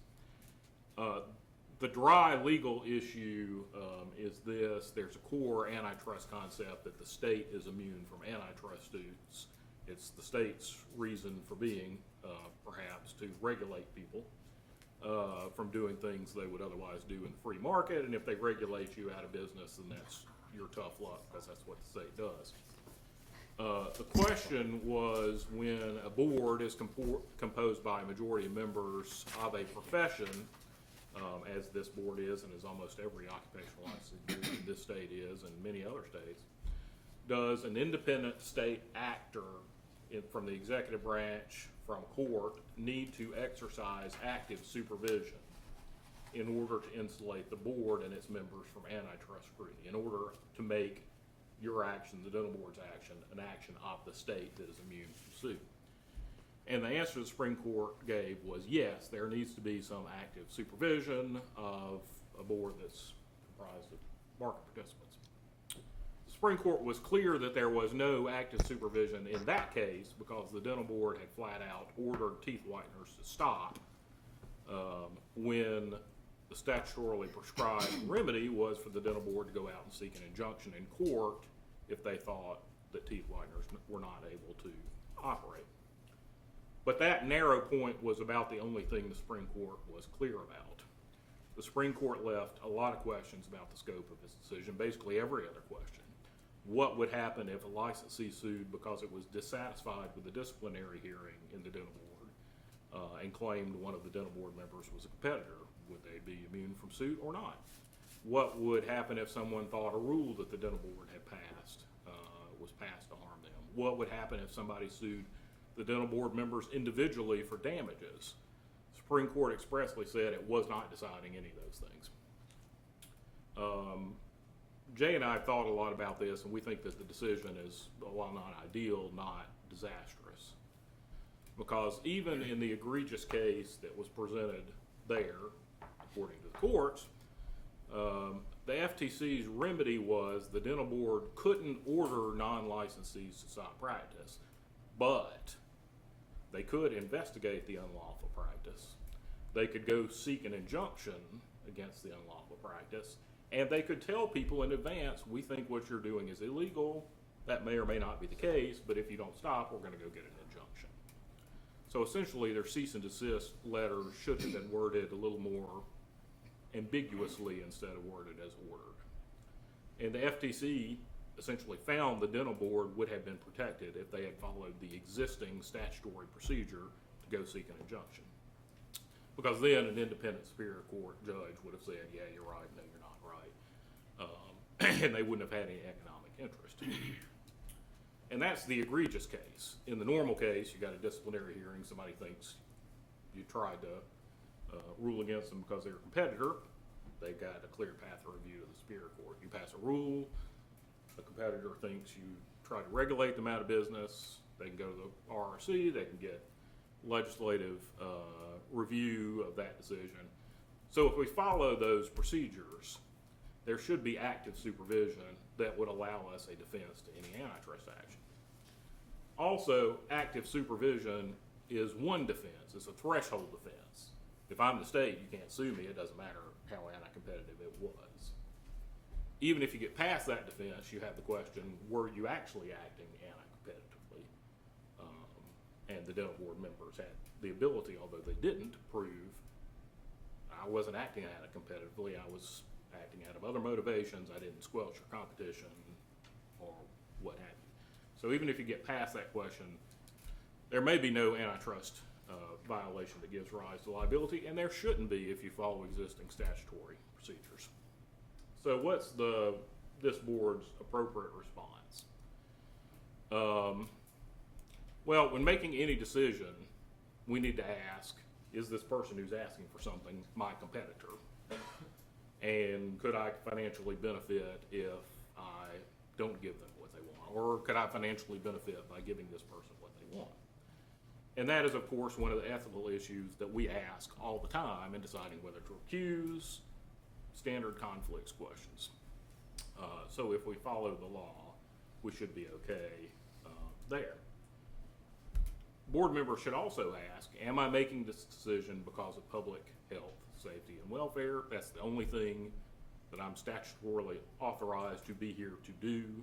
Is there some other motivation? Obviously, the current concern can't be, we don't need another out-of-state pharmacy, we don't need another pharmacy here, there's already a pharmacy on every corner, we don't need another pharmacy that specializes in XYZ, we got plenty of those. It can't be, we can't make a change because it's gonna take jobs from pharmacists. That's not a concern. It can't be, we need to support independence, we need to support chain, we need to support mail order. We can't do any of those things, we don't like any of those people. It always has to be focused on what's going to preserve the health, safety, and welfare. And I'm not concerned that anybody has ever made any decisions based on those concerns. We also have to be conscious of stray comments, because you may say, well, we don't need another one of those, and that's going to be Exhibit A in any trial when it was just a stray comment. So we need to be conscious of those. Board staff is, of course, reviewing and further revising board staff practice in communicating with folks to make sure it is clear what board staff is and is not doing and what the procedures are. I don't think for a minute that anybody could bring an antitrust claim based on a letter they got from me or Jay or Josh or anybody else, because unlike the dental board case, you, who are the market participants, are not involved in our investigations, don't know about those letters. So if we go tell somebody to cease and desist, you didn't do it. And we're certainly not market participants. They can't say that we did it because we were concerned about competition. Well, we're still revising our procedures to make sure that that is clear and that people know this is a letter, this is not an order, what exactly the procedures are. We're also looking to revise the way that these meetings look. One of our great tools in the past has been to have people come in and bounce ideas off of you and say, I sort of like this idea, do you like this idea or not? We've seen some recent examples of that. And that's great because if somebody has a germ of an idea, they can get your feedback and have direction on the way to go. The risk in that is somebody comes in and bounces an idea and say, hey, I generally like this, and you sort of scowl and shake your heads, and they go back and claim, well, they told me I couldn't do it, and I didn't know what to do because I didn't have any right to review. So one of the things that we're going to try to be conscious of in the future is to make people come to ask you to do something. There are procedures in place for people to petition for rulemaking, petition for 2510 waiver exceptions, petition for declaratory judgment. Here's my set of facts. Do you think that's okay or not okay under the laws? If what they want is just a working group, come with a request for that. And that way, that's a lot more time consuming for them. It's a lot more time consuming for y'all because it makes something more formal than, hey, what do you think about this?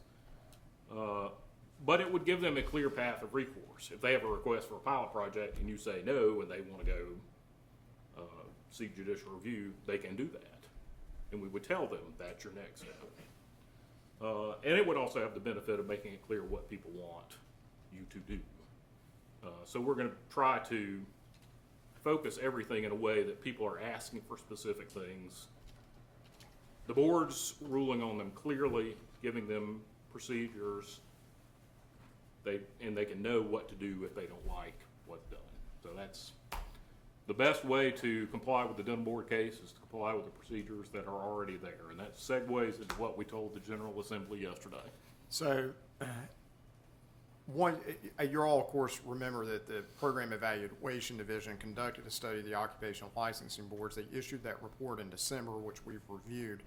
And there were several recommendations in that, one of which was the creation of something called an Occupational Licensing Commission, which is not an umbrella. We would not be hung under some structure and then wouldn't be able to hire our own people, wouldn't be able to conduct our own investigations, all of that sort of thing. The concept, the PED's concept of an occupational license board, it's nebulous in a lot of specifics, but the bottom line is they seem to project it as some sort of advisory body that would help the boards as a group figure out what might be best practices, how to implement that. I think specifically aimed at helping small boards that don't have much in the way of resources to maybe share services or IT and do their jobs better, maybe set performance standards and the like. When the Federal Trade Commission case came down, the issue of that PED report got reignited. After the initial presentations, my view, which is subject to being as wrong as about half of my views always are, was that there wasn't a great deal of enthusiasm or interest in, let's go forth and do lots of things to the boards. The Federal Trade Commission case, with its discussion of active supervision of licensing boards, perhaps inevitably stoked that fire back up a little bit. So yesterday, there have been two meetings. There was a meeting last Tuesday of the Senate Program Evaluation Committee, and then yesterday was the meeting that really mattered, the Joint Legislative Program Evaluation Oversight Committee. Say that 10 times real quickly. And sort of three basic things happened at that meeting. Number one, there was a presentation on the dental board case, what it means, what it doesn't mean, things that the legislature needs to think about. Second thing that happened was Chuck Heffron, the author of the PED report, sort of renewed his campaign, I guess. I don't mean that pejoratively, but his campaign for the creation of this Occupational Licensing Commission. And then a number of the individual licensing boards spoke to this committee. Some chose to speak specifically to the PED report. Some, like us, chose to speak more to the Federal Trade Commission case. I mean, there were like 7 or 8, 9 different boards, I guess, that Something like spoke. that. Most of the boards who spoke were boards that were identified in the PED report as candidates for elimination or consolidation. Makes sense, right? They've got a sort of an existential threat. They wanted to talk about that. We spoke, the contracting board spoke, and it seemed that there was one other that spoke more specifically to. Nick's clients. It spoke more specifically to we didn't get into too much of the commission issue. There's not been any legislation that's been introduced. So what we were trying to do is focus the General Assembly and say, look, let's put this decision in context. If the question is, what you're trying to decide is, what are the things that we as a state legislature need to do structurally or supervise or whatever it is to make sure that our boards are actively supervised, we pointed out that really the case itself makes clear you don't need to change anything. There's judicial review, there's rules review commission. That as long as we don't go out and purport to have some authority to shoot people down, and they have no recourse, there's nothing you need to do.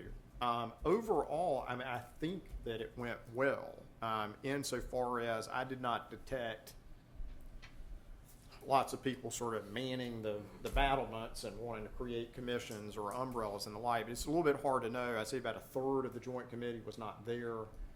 There was not a lot of participation in terms of questions and the like. So maybe it's still not a burning issue. The other side is maybe there are decisions that have been made that we don't know about. But we went over and sort of made the case that let's not let what the dental board did and what the case properly viewed said lead to massive changes, either in board structure or board composition. Because you may have said this. I mean, another thing that the Supreme Court said is if you want to get antitrust immunity for licensing boards is to make sure there's not a controlling number, whatever that is, of market participants on the board. That raises a whole other set of issues to get into. So there's clearly more going on, more discussion. At the conclusion of yesterday's meeting, there was not a direction for anybody to draft legislation for introduction. The committee is next meeting on April 13th, unless, I think as Representative Horn described it, the spirit moved them. And we'll see what the spirits say or don't say, or what the movements are or not. And we'll keep monitoring that. But I echo what Clint said, is that we can sharpen our pencil a little bit here in the sense of, will I and other staff continue to provide informal guidance when folks call us? Of course we will. That's what we do all day, every day. But anytime we provide informal guidance, that's exactly what it is. We say, look, this is not the position of the board. You've asked me for my individual thoughts. Here they are. But once it comes before you guys, I think we're going to sharpen or make those who come before you sharpen their pencil a little more and say, just like today, the end of this day, come back to us with a specific request that we can act on. That puts us into the procedural channels that absolutely provide an opportunity for active review of a decision you've made or didn't make, and dramatically reduces the risk of antitrust liability. But, folks follow those procedures and we follow those procedures and we issue decisions based on the appropriate criteria, the risk is very low. Now, Clint touched on something that even if you do everything right, I always joke in my law class. I'll say anybody with a typewriter and $100 can sue you for anything at any time. Whether it's meritorious or not, who knows? But sometimes even an unmeritorious case is very expensive to convince a court it was unmeritorious and we need to be out of it. And so we want to make sure we're turning sharp corners, because even if it's an unmeritorious suit, we don't want to inadvertently hand somebody any reason to go file a suit. The other issue that we've got to take a look at, as Clint pointed out, under the antitrust laws, generally, you can go after individuals for money damages.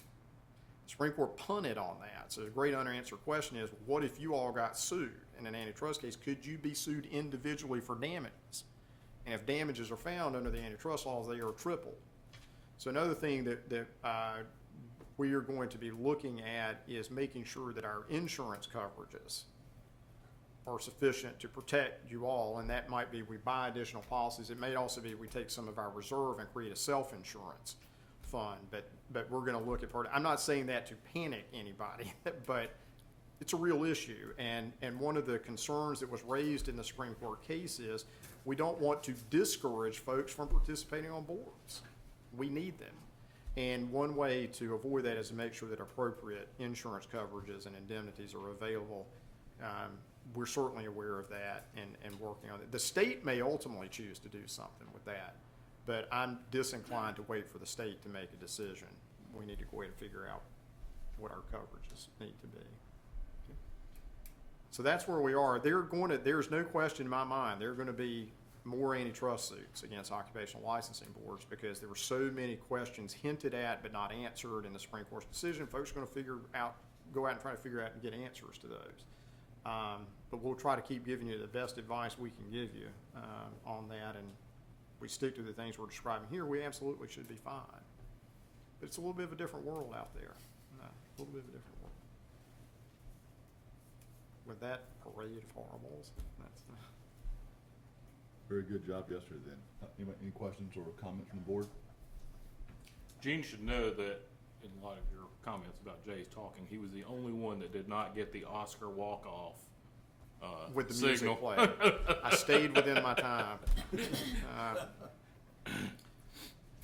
I do apologize, as I said in the email, that going over there, we had such a brief time for you guys to be able to look at what we were going to say, but that was not my creation. We do the best we can, so we'll keep you posted. Maybe we'll have a case review every 6 months or so, which cases have been filed and who's doing what. I did joke yesterday that I never thought I'd see the day where I was grateful for the Rules Review Commission, but by golly, we got a reason to be grateful for them now, so. They were held up frequently as the insulators of rulemaking decisions. So that's it on that. Mr. President, I do know it's 10 minutes to noon. I know Mike is here to talk to the board. I see Fred is here to talk to the board. Valanda may or may not have something to talk to the board about. Seems to me this is probably a good break point because the next presentation is as three of you know, is a little bit lengthy. I'd suggest we go to the reports to the board and then adjourn for lunch. Let's do that then. Mike? Come on up, Mike. Yeah. No, I'm never ready, but I'll. Thank you very much. Good morning. Good morning. Just came from the legislature. Things are starting to really churn up over there. You know, things went kind of slow for a while. The House is starting the budget We need more process. snowstorms. That's Mike. right. That Exactly. would, The House is starting the budget this year, and to that end, you may or may not have seen the House is saying they're going to take a week off the first week of April. The Senate has not decided they're going to do that yet, so it'll be kind of interesting to see how that develops. But nevertheless, as they start the budget process, what I really wanted to talk to you about basically was two quick things this morning, and one of them is Medicaid. You know, all along the road, we have been in constant debate over the last 2 years, especially the last biennium, about Medicaid being changed to some other type program, whether it be managed care, or whether it be ACOs, or whatever it winds up being. That ran into lots of problems last time and kind of got put aside. From a pharmacy standpoint, we built a structure in which basically what was going to happen is in 15, pharmacies were going to get paid by NADAC, which is a national acquisition cost, plus a fee. Senate, House both seemed to buy into that. They worked out a program where it was going to be budget neutral for the legislature and budget neutral for pharmacy. Put it forward, the department sent it into CMS, and they're still waiting on CMS to approve it. What that really means to us is that CMS is killing enough time and delaying this enough to they're going to finally be, they being the state, are going to be forced into doing a survey of the cost of dispensing for pharmacy. Some of us remembered several years ago they did a cost of dispensing for pharmacy and came up with $9.73, I think it was, something of that nature anyway. They're going to do another one this time. Pharmacies in the state, retail chain, any pharmacy that's dispensing on Medicaid will get this survey. And when it goes out, there's going to be a limited amount of time to get it done and send it back in, which is a concern for the simple reason that if they get 100 back in, or they get 500 or 2,000 or whatever they get back in, that's what they're going to use. They're going to take that, then they're going to CMS again with a SPA, state plan amendment, and ask them to look at that and see what they think compared to what they've already requested. So we're going to be in that bind. They're expecting to finish this survey up by the end of June, meaning have everything in place to then send in the SPA to CMS and see what CMS says. Doubt very seriously that CMS is going to come back and approve the current SPA that's there, because they know this is undertaking through the months of May and June, and they'll wait for that to come back and see how it compares to what worked out. This former program was worked out through the research division of the legislature. So pharmacy, while we had input from a conversation standpoint, we didn't have figure input. We didn't have any information of what it really costs to dispense subscription. And so what they're trying to do now is determine that. So with that said, we're in that mode, but the next mode that's coming along is it appears that probably sometime within the next 30 to 60 days, either the Senate or the House, and most likely the Senate, as of this morning, is going to decide to move forward with a bill that says we're reorganizing Medicaid. This goes back to last time when the Senate wanted to do this and the House resisted, and it just never did get done.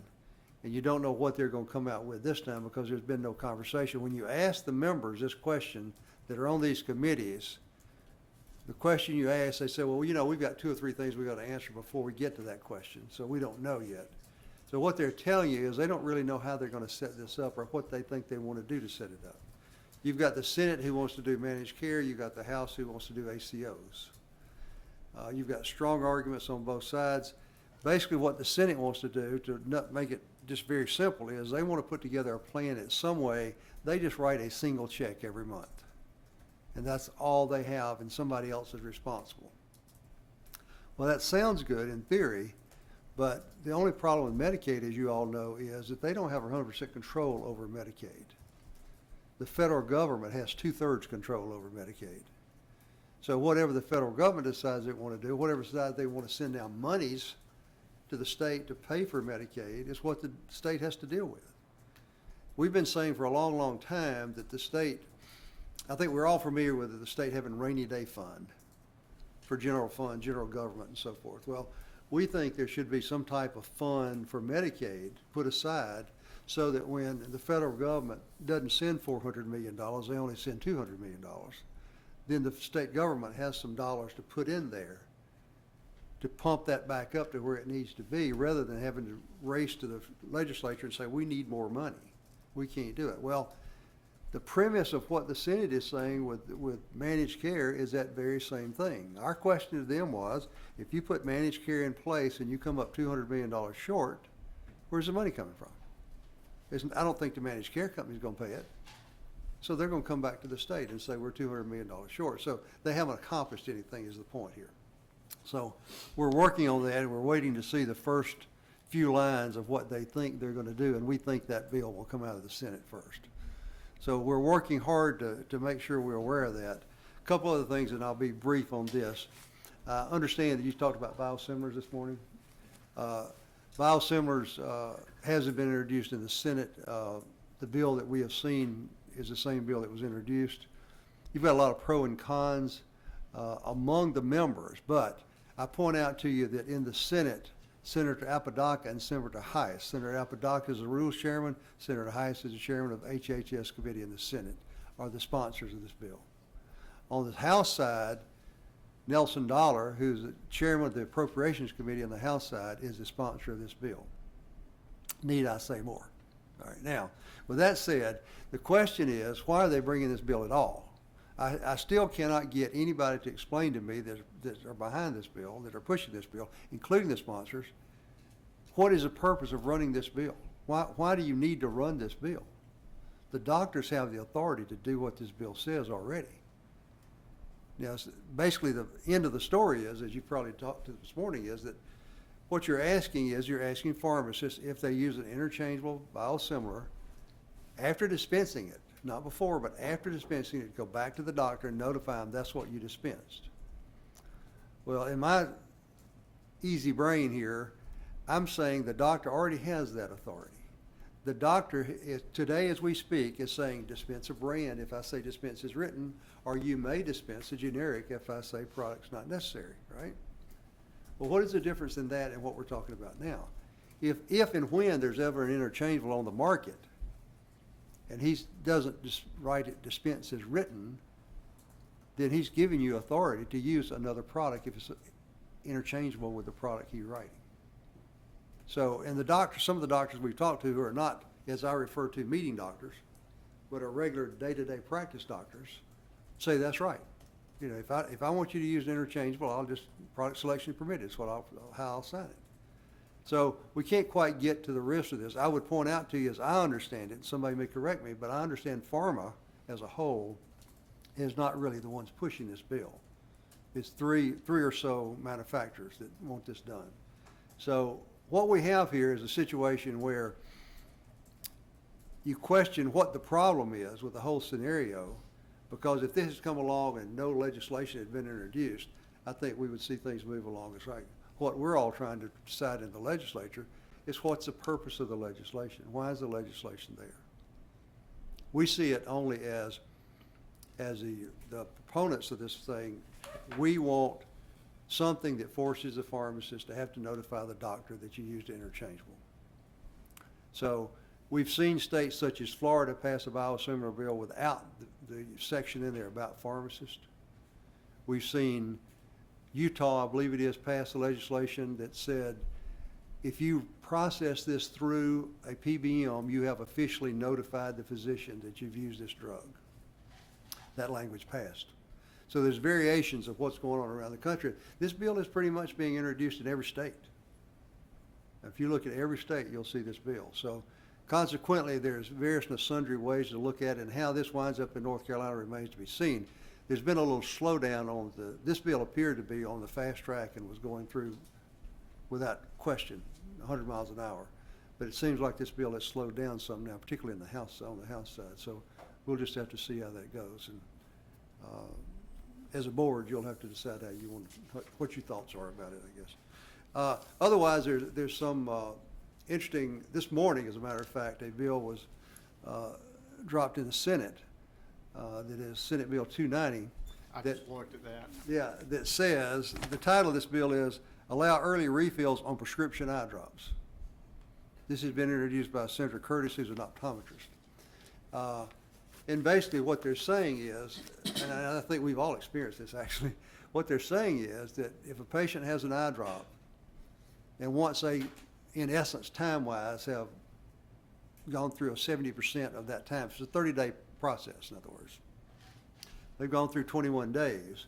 Then if there are refills on that prescription, you have the authority to refill that prescription early. And the logic is that you have elderly people who have trouble using eye drops and they lose a lot of the eye drops. They think their bottle is empty and it's really not empty, and all those kind of things happen. So I think we've all seen that. I don't know anybody that's opposed to that, and I don't know. No, what I mean, I looked at it right as you were sitting down. You could already do that. I mean, there's nothing in the law that would prohibit that today. I guess the issue that always comes up is whether an insurance company is Exactly. going to pay for it. And that's the But question this was isn't going asked. to impact that. Yeah, the question was asked this morning. All right, so what do we do? What do we do with the PBMs? You know, PBMs are within a day or two now, as they've gotten so tight on things. What do we do? How do we do that? And particularly with an ERISA company, you know, how does the state override the ERISA process? So it'll be interesting to see how this develops. Yeah, like I say, a pharmacist exercising professional discretion today can give an early Right. refill if it's clinically appropriate Right. on anything except Right. controls or at least Schedule 2s because there aren't refills. But so you could do this, but so I think I see where it's going. I'm not sure it gets where. Yeah. But I mean, you know, Why? you look at the PBM, if they don't allow it, you know, does the little lady pay $200 for her eye drops? You know, that's what it boils down to. Right. But other than that, I think the next big push is going to be the budget, and we're just going to have to see that it goes in correlation with how they address the Medicaid program, so what it amounts to. So that's where we are. Other thing I would like to, and Fred, you're going to talk about pharmacy and election. All right, I won't say it then. I was going to tell you about pharmacy and Like election. when you're up there in Raleigh, it's the situation that comes up, would you just casually say, you know, have you guys thought about running that by the board? Yeah, we sure? Yeah, yeah, Okay, yeah, I yeah, think that, absolutely. As a matter of fact, I can't say this right now, but we need to talk about one item off the cuff here when we get through, that I think's on the way, so. Thank you very much. Anybody got any questions? Those words sent a chill up down my spine here lately by the. I hear you. Thanks. Thanks, Mike. Mr. Eckel? Well, like a bad penny, I've turned up again, I'm sorry. But I am now back at NCAP as the As interim interim for executive life. director, I guess, and so I'm taking that slot. Mike mentioned with retail merchants and Association of Community Pharmacists, NCAP is sponsoring Pharmacy Day in the legislature. It's going to be the 28th of April. We hope some of you will be part of that. We're doing the normal kinds of things with a health fair in the morning, an afternoon educational session that will include the discussion on biosimilars, among other things, and then an evening reception with legislators. NCAP, after 65 years at 109 Church Street, is in the process of moving offices out to Slater Road, Page Road exit off of I-40. Things are a mess. We'd love to have you come visit, but it's a sort of a mess in there, but we're looking forward to being in our new digs by the 25th of this month. Who got stuck with cleaning out the attic? Well, we got somebody coming in again tonight at 5 o'clock to help move it down, and it's all, a third of it's down and it's all over right now, so that's the problem. I'm now sort of back in working with Michael Adam on Pharmacy Day in Leaders Forum. And as I was sitting in the other room earlier and you had that discussion on telepharmacy, it sort of brought me back to what I thought the original Leaders Forum was all about, to sort of look at arenas where potential legislation rules might sort of be put into place that would govern how pharmacy might move forward. And it may be a little late for this year, but it seemed like that discussion this morning would have lended itself to what might have been a good sort of board pharmacy leaders to look at what's going on in other states and what should go on here and what kind of rules might we put into place to sort of move that forward. Saying that, though, we are sort of addressing, and hopefully we'll have an interesting program for you in September. And then last, I want to just make a couple of comments about biosimilars. I understand what you've talked about. The concern, I go back to remembering before we couldn't substitute, and you know, the state-by-state process that we took to move that prerogative back into pharmacy that we lost. And I wonder, and you know, you and I didn't even talk about this, but it seems to me a bigger part of biosimilars is not going to be interchangeable, identical interchangeable, but therapeutically equivalent drugs. And I wonder if the effort here is not to have something in place that will make it even more difficult for pharmacists to do therapeutically equivalent interchanges on a prescription. And that's what I think is going to become the big push in the future with this area. That's where the money saving would seem to come.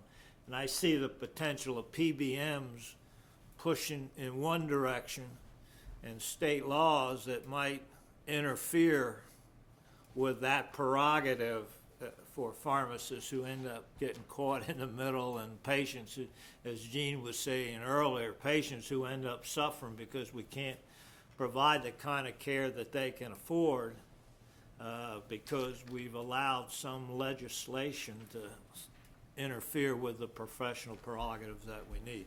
So I think this is an important piece of legislation to keep on our radar, to see what might begin to come out. I understand who's pushing it right now in terms of our ability to go against that if we wanted to, you know, go against the position. But we do need to be careful that pharmacists don't lose the professional prerogatives that I think we've earned here in the last 30 years with generic drugs and therapeutic equivalent drugs. And thank you for my time. Thank you, Fred. I don't think we got anybody else on the docket, so. Why don't we go ahead and, is lunch here? Let's go ahead and adjourn for lunch and 1:15, Jay? Yeah, I mean, that's plenty. I would estimate for the afternoon stuff, we've probably got Hour. hour and 15. Let's reconvene at 1:15 after lunch. Y'all welcome to stay for lunch. Very good. You see this bill, we forwarded. Yeah.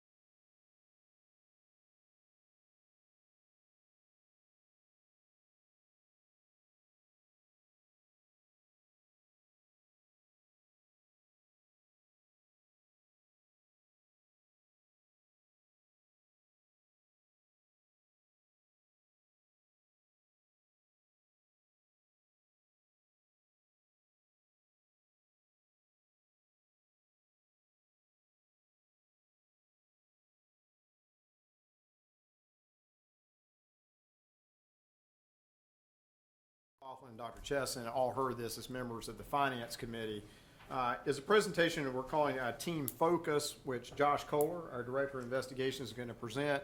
By way of preview, we've learned a lot of lessons over the past year and a half as a result of the inspection blitz and other things. And Josh, Crystal, Ellen, and Cindy have spent a lot of time, a lot of effort, and a lot of good effort putting together a proposal for our reorganization of our field staff. And we are, by way of preview, that the ask at the end of this is for your agreement for us to add 2 field positions. I think I'm confident in representing that the Finance Committee has endorsed this plan, and I am going to turn it over to Mr. Kohler to present it to the entire board. Everybody stay awake. Who's to blame for the acronym? All right, so we appreciate you indulging us here today for this. As you see, our plan, our vision, we came up with a name, Focus, field optimization created using specialization. As I said earlier, for the first time we did this, you'll see the specialization part coming later on in the presentation. So, to begin with, the proposed investigation department changes. First off, we just got to run through something here real quick. What does state law require of the board's investigations and inspections department? And as you're all familiar with, Pharmacy Practice Act charges the board to enforce the provisions of the act. And the laws pertaining to the distribution, use of drugs, specifically charges the board to promptly conduct an investigation upon receiving information concerning a violation of the act that is a threat to the public safety, health, or welfare. So, first thing here, the personnel requirements to carry out the statutory charge. So, to begin with, the first bullet point, my staff conducts approximately 300 investigations annually. Semi-daunting number, for the number of people that we have and the number of licensees that we have. With that, every complaint investigation does include a full inspection of the pharmacy or DME facility. With the inspections, staff conducts approximately 700 standalone inspections annually. And the last bullet point here, we permit about 330 new facilities each year. So as you figure, as the years go on, our numbers are going to steadily increase for those inspections. For the standalone inspections, we conduct them on retail pharmacies, hospitals, compounding pharmacies, closed door pharmacies, and DME facilities. All of the inspections are conducted in accordance with the Pharmacy Practice Act, the administrative codes, federal law, USP compounding guidelines, which is the hot button right now, all to ensure public health and safety. Depending upon what kind of facility our folks are in, an inspection can encompass anywhere from just 1 hour up to 2 days, depending upon the facility. If they're in a regular chain pharmacy, most of those inspections can get done, in about an hour, maybe a little bit more, depending upon, how many questions the pharmacist may or may not have. If they're in a large hospital, such as Duke or Baptist, these can take, several days. Also, if they're in a sterile compounding pharmacy, that's a bit complex, or if they find a lot of deficiencies or significant deficiencies, of course that just simply increases their amount of time that they spend in that particular facility. We train our staff quite extensively. Each employee receives this training. Annual online training modules for USP 797 done through Critical Point. We send all of our folks to the Critical Point Sterile Compounding Boot Camp. That's a pretty intense 3 or 4 day seminar strictly for USP 797 right now. We provide them pretty extensive hands-on training with our experienced employees, reviewing the compounding guidelines, general statutes, federal law, North Carolina administrative codes, as well as other administrative duties that each investigator is responsible for. And this also includes,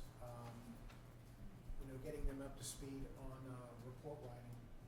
So with all of this training, the staff has identified some pretty serious health and safety issues. As it says here, since 2013, we've identified 10 pharmacies with serious compounding issues. As a result of the inspections, the pharmacies did voluntarily stop compounding, or you guys, the board, took action against their permit for compounding concerns. The improvements we have made, up till now, and again since late 2013, we did formalize our inspection policy. We'll kind of look at that again here in just a minute. We did improve our inspection checklist and practices. We did update the board's database to run electronic reports showing inspection dates. And we also did enhance the database to identify the various risk levels of compounding. And we did put everybody on a required inspection schedule. So, speaking of that inspection policy, just a review here, you guys saw this last time. All full-service retail and DME facilities. These folks are inspected at least every 4 years and as a part of any complaint investigation. Sterile compounding pharmacies depend upon the risk level that they operate. As you see, high risk is annual, medium risk every 2 years, low risk every 4. If they're running a limited service permit, these are inspected pursuant to a complaint or on a routine schedule if the compounding services are provided. Just basically, we figure out through the database whether that limited service permit is either high, medium, or low risk. And last year, again, kind of the same thing goes for the hospital pharmacies. They're inspected according to their compounding risk level. So after an inspection, if there's any corrective action that needs to take place, those deficiencies found, some can be corrected on site during the inspection if possible. Like very minor violations, if a permit hasn't been signed, permit isn't displayed, if there's any sort of record that can be retrieved when the inspector is there, stuff like that. Otherwise, a PM of the pharmacy or the person in charge of a DME facility, they're going to provide a corrective action plan to address any significant deficiencies within 30 days of the inspection. Of course, this is up to the discretion of the inspector who is there in the pharmacy with both hands and eyes on the situation. So last year, that pharmacy or DME facility will then be re-inspected within 90 days if deemed necessary. Once again, we are leaving it up to our field folks since, like I said, they are the ones inside those facilities doing those inspections, and they're going to make that decision as to whether or not they need to go back. So the number of inspections we have performed. During this 3-year period, January 1 of 12 through February 20 of 2015, the bigger numbers here, or I should say the most significant numbers to look at here are the retail chain pharmacies. Our folks inspected 1,140 of them. The independents, a little over 650. 390 DMEs, which but very recently we have finished inspecting all of the DME facilities in the state, and 174 hospital pharmacies we've inspected as well. Of course, the other numbers to note here, pharmacies of other type, 164, just one ADS system, 13 health clinics, 4 free clinics, 43 intravenous infusion places, and 28 nursing homes. So on the right side of the screen under field staff improvement, several months ago, Crystal Bashirs went out and spoke with all of our senior folks in the field, kind of as a one-on-one, face-to-face thing, trying to get a sense of what is happening in the field, what are their concerns, what are their questions, what are their issues that they're having. She also did speak with, some of the newer staff folks as well. And we kind of boiled it down to these 2 bullet points here. The consensus seemed to be was that staff was finding it difficult to balance their caseload along with the large number of inspections that are now required, since we did put everybody on a schedule. And again, as a whole, the staff believed it would be more efficient to separate the investigations and inspections. So this is where we come, again, back to our plan, our vision, team focus. So the first map you're going to see here, Crystal and I toiled over the state map quite a bit. This is probably version 8 or 9.0. We're dividing the state now into 5 districts. You see here, District 1 kind of encompasses the larger area of the Charlotte-Mecklenburg area all the way to the corner of the state, Cherokee and Clay County. District 2 kind of covers the other part of the mountain region and one part of the Triad. District 3 is covering all of the triangle and the other part of the Triad being Guilford County, down to Montgomery County. District 4, that's our largest district just because that area of the state is just pretty rural. And District 5, again, is going to cover the larger areas encompassing the New Hanover, Wilmington area, up to Jacksonville and Harnett County. Just one quick thing, Josh. Yes.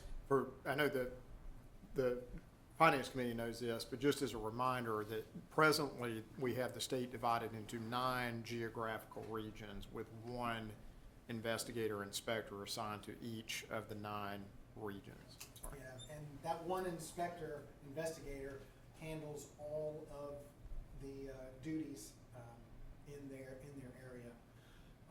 The other maps we're going to see here in just a couple of seconds, but I just want to preempt this.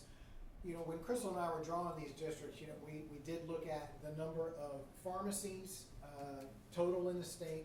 We looked at the total number of DME facilities in the state, and we also looked at the number of investigations over the last 3 years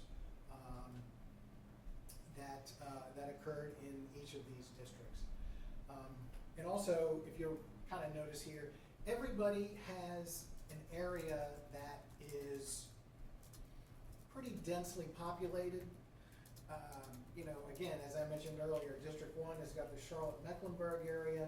District 2 is going to have Buncombe County, Asheville, up to Forsyth County with Winston-Salem. 3 kind of gets the biggest whammy of them all with the entire triangle at Guilford County, to encompass Greensboro. District 4, again, it is large and largely rural. However, it does include Johnston County, and it does include Craven County, the New Bern area. District 5, again, your busy areas are going to be the New Hanover County, Wilmington area, possibly Jacksonville, Onslow. But also, every district has an area or 2 where it's not busy. Again, the far corner of the state to the west in the mountains, the northwestern corner for District 2, the south of District 3, a lot of District 4, mostly the northeast area, out to the Outer Banks, 5, that's kind of unique. That it's kind of sparsely, there's some sparse areas in there where things really don't happen as far investigation-wise. Josh, am I correct to say that nobody inspects pharmacies licensed in North Carolina that are not in the state? They don't get inspected at all, right? Out of state? Yeah. No, sir. They get inspected by their home boards. Yeah, they're inspected by their home boards. Unless, several years ago, I mean, I was sent out of state on very special circumstances to look at a couple of out-of-state pharmacies, but that's mighty rare. Yeah, so. Okay, so our plan layout, as we just said, state's gonna be divided into 5 districts. We're looking at this as a team approach. So each district's gonna have a 2-person team.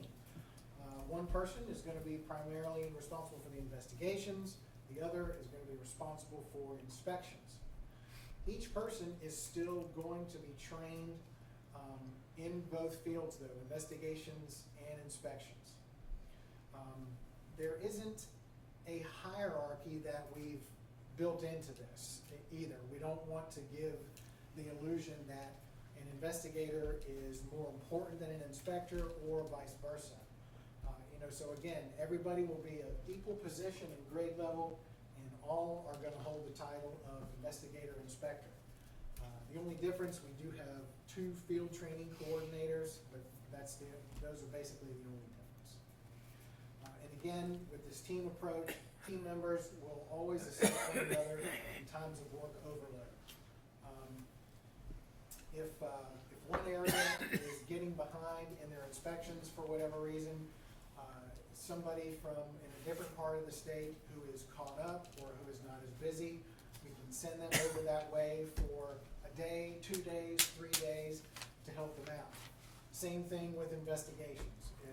If one particular area is getting bogged down with complaints, either because they're just coming in at a faster rate, or if that person has been working on 1 or 2 larger cases that takes up the majority of their time, again, we can have somebody from another part of the state go into that district and try to take care of some of the more minor complaints to help get their down. So again, as I said earlier, Crystal and I were looking at all of the different numbers dividing the state into the districts. The number of pharmacies, pretty self-explanatory here. There's 659 in District 1, 592 in District 2, 660 for 3, 399 for 4, and 434 for District 5. I don't think we could have come any closer to getting this as evened out as we can. Of course, as you're going to see in the next couple of slides, District 4 is going to have the lower numbers just because of that's how the state is laid out, population-wise. There's just fewer pharmacies, fewer DMEs, which basically then turns into fewer investigations. Next, for DMEs, again, we came awfully darn close to being pretty dead even here. 133 for 1. 115 for District 2, 148 for District 3. Again, low man here. District 4 has 60, and then District 5, 116. Last slide here for investigations. This is pretty darn close as well. Districts 1 through 3 are all within 1 to 2 investigations of each other. And again, just as a reminder, as you see at the top, this is encompassing a 3-year period.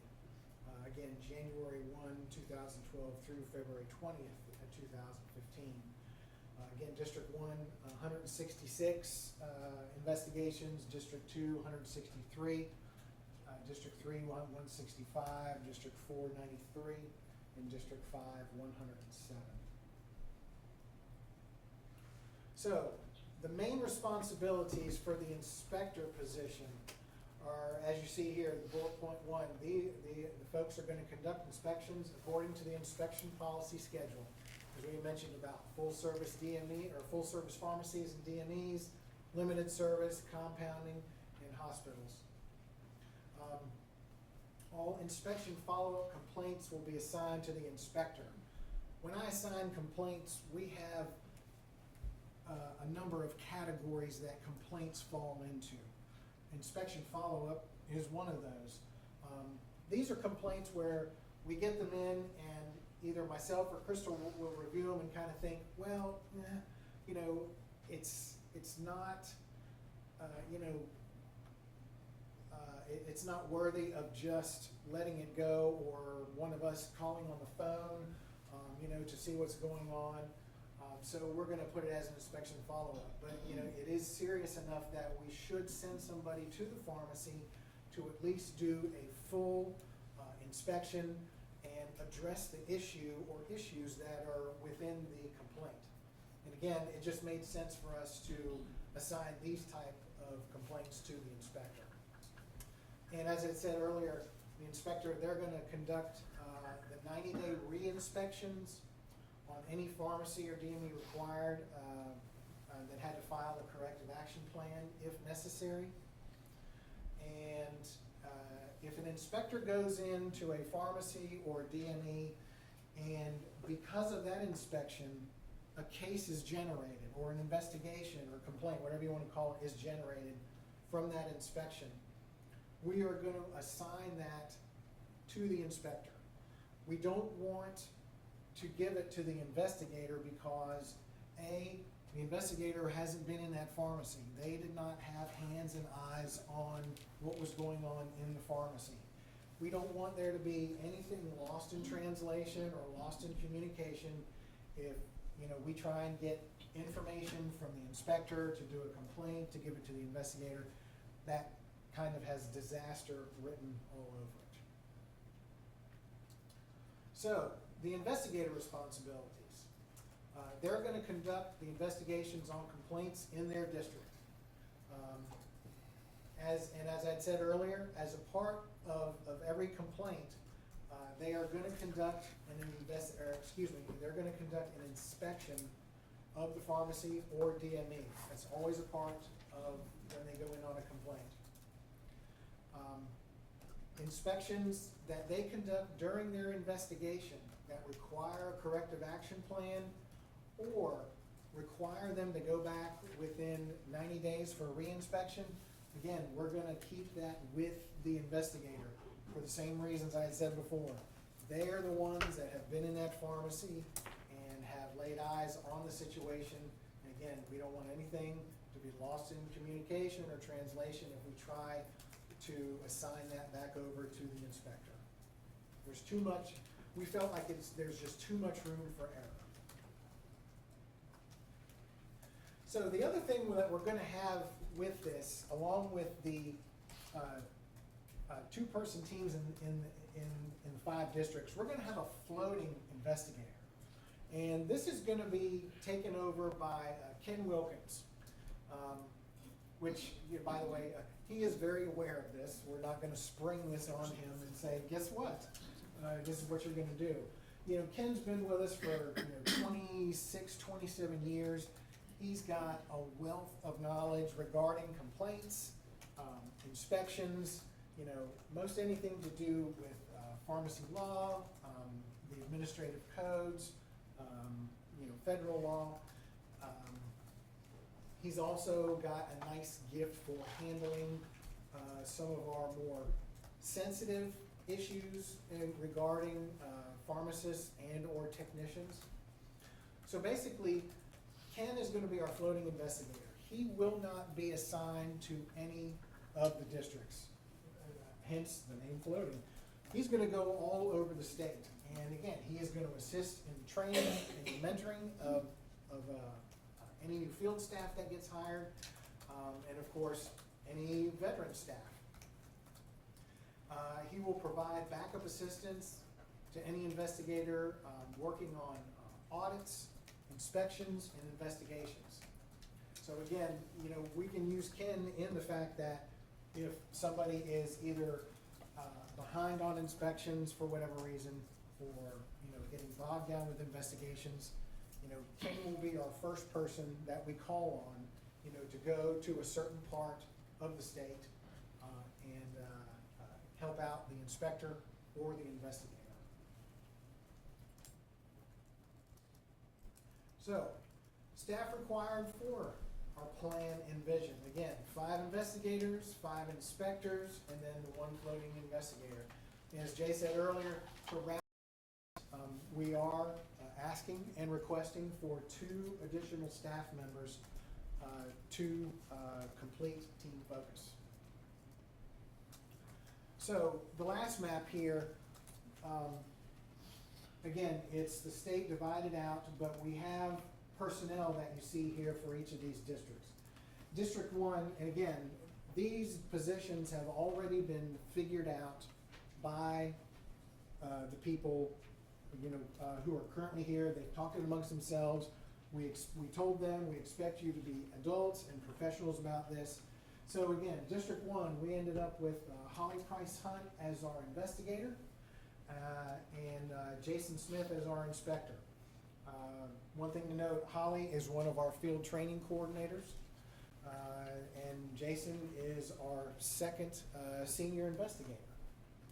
District 2, we've got Loretta Wisner, who's going to be our investigator, and the open position number 1 is going to be for the inspector.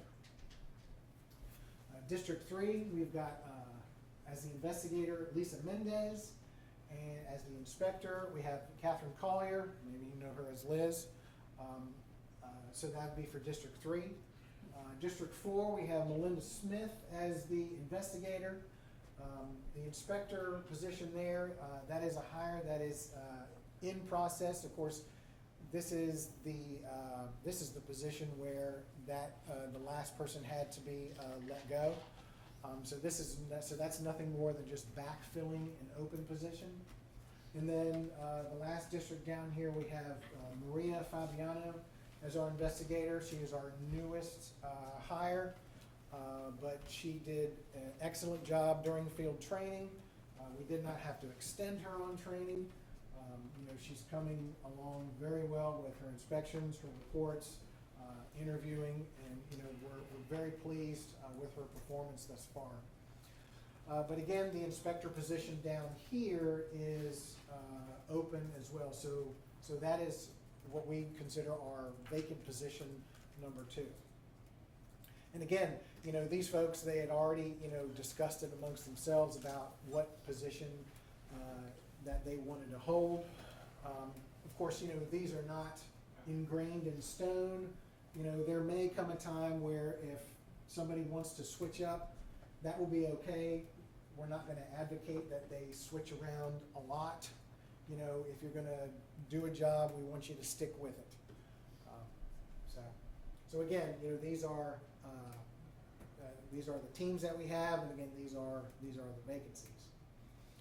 And the last slide here is our ever important cost breakdown. We asked Gail to do this for first off, a 4-month cost, and then the annual cost for the first 5 years. The numbers are pretty self-explanatory. As Jay will agree here, it still keeps the board well within the black. The operating costs are not horrible. Yeah, let me speak to that for just a moment. So what you have here in the first column, that would be if the board were to approve the proposal and authorize the creation of 2 additional field positions. The first column is the total cost. You see the very roughly $58,000. That's the cost we would incur for the remainder of the fiscal year. Even with that cost, we would still be, we would project out a surplus of roughly $400,000 at the end of the year. Then I should point out too, a major expense would be cars for the new field station. You'll see there's no cost there. That's because we had already budgeted into this year 2 replacement vehicles. What we would propose to do is to use that budget line for the new hires, and then we would see next year whether we needed to budget for replacement vehicles or not.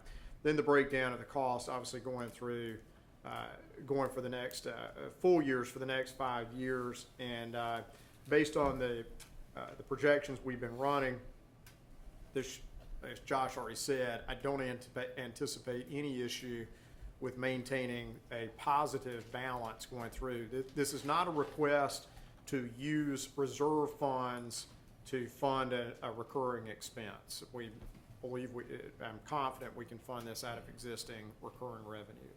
Just one other small point, the June 1 date you see there, this is the date that we would like to kick this off and start. You know, if you guys, you know, do grant us these positions that we can go ahead and start, you know, that'll allow Crystal and myself and Ellen to get the people hired, which can be a little bit daunting at times, you know, since we're gonna have to hire, you know, at least 2 people. So again, you know, that would give us, you know, the rest of March, April, and May to look at, or to sift through the resumes and to try to find the best hires. So again, June 1 is our, you know, planned kickoff date for this. So if y'all have any questions, I'll be more than happy to answer them. Bring the lights back up. Bring the light back up. Gail can answer any other questions about the line items, you know, or whichever. I want to thank her, you know, tremendous for doing this for us. We kind of put her on a quick timeline through it, and she, you know, came through as always. So, yes, sir. So that's annual salary cost is for 2 folks? 45,000, you can get 2 people? No, for no, that? no, that's per. Down at the bottom, Each so- column is for each person, and then the column, the 2 investigator position row indicates the total Got it. Thank you. cost. Yes, sir. Right. Yeah. Yeah, I don't believe I'd have very many applicants. I don't think you would either, that's why I was asking. For that.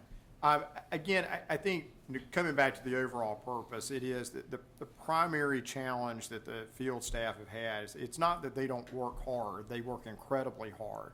But you can imagine that investigations, the time involved in those is oftentimes largely out of the control of the investigator. It can run from a day to weeks, depending on the complexity and the need to work with other law enforcement or other agencies. And the challenge was, you know, an investigator / inspector gets pulled onto an investigation that winds up taking 2 weeks, and they're full time on that. All of a sudden, their inspections have stacked up through the roof, and this constant ping-ponging back and forth made the workload difficult to manage. So again, as Josh explained, it's a specialization in investigations, a specialization in inspections, but they're not hermetically sealed. There's always going to be cross-training, there's always going to be some cross-performance. I do think it's important that all investigators understand how to do inspections very well, and important for all inspectors to know how to do an investigation well. And all that's built into this, but look, these field staff broke their backs over from, and I take all blame for that, but they broke their backs between November of 2013, even up until the end of last year, and accomplished an amazing amount of work. And we've learned lessons from that.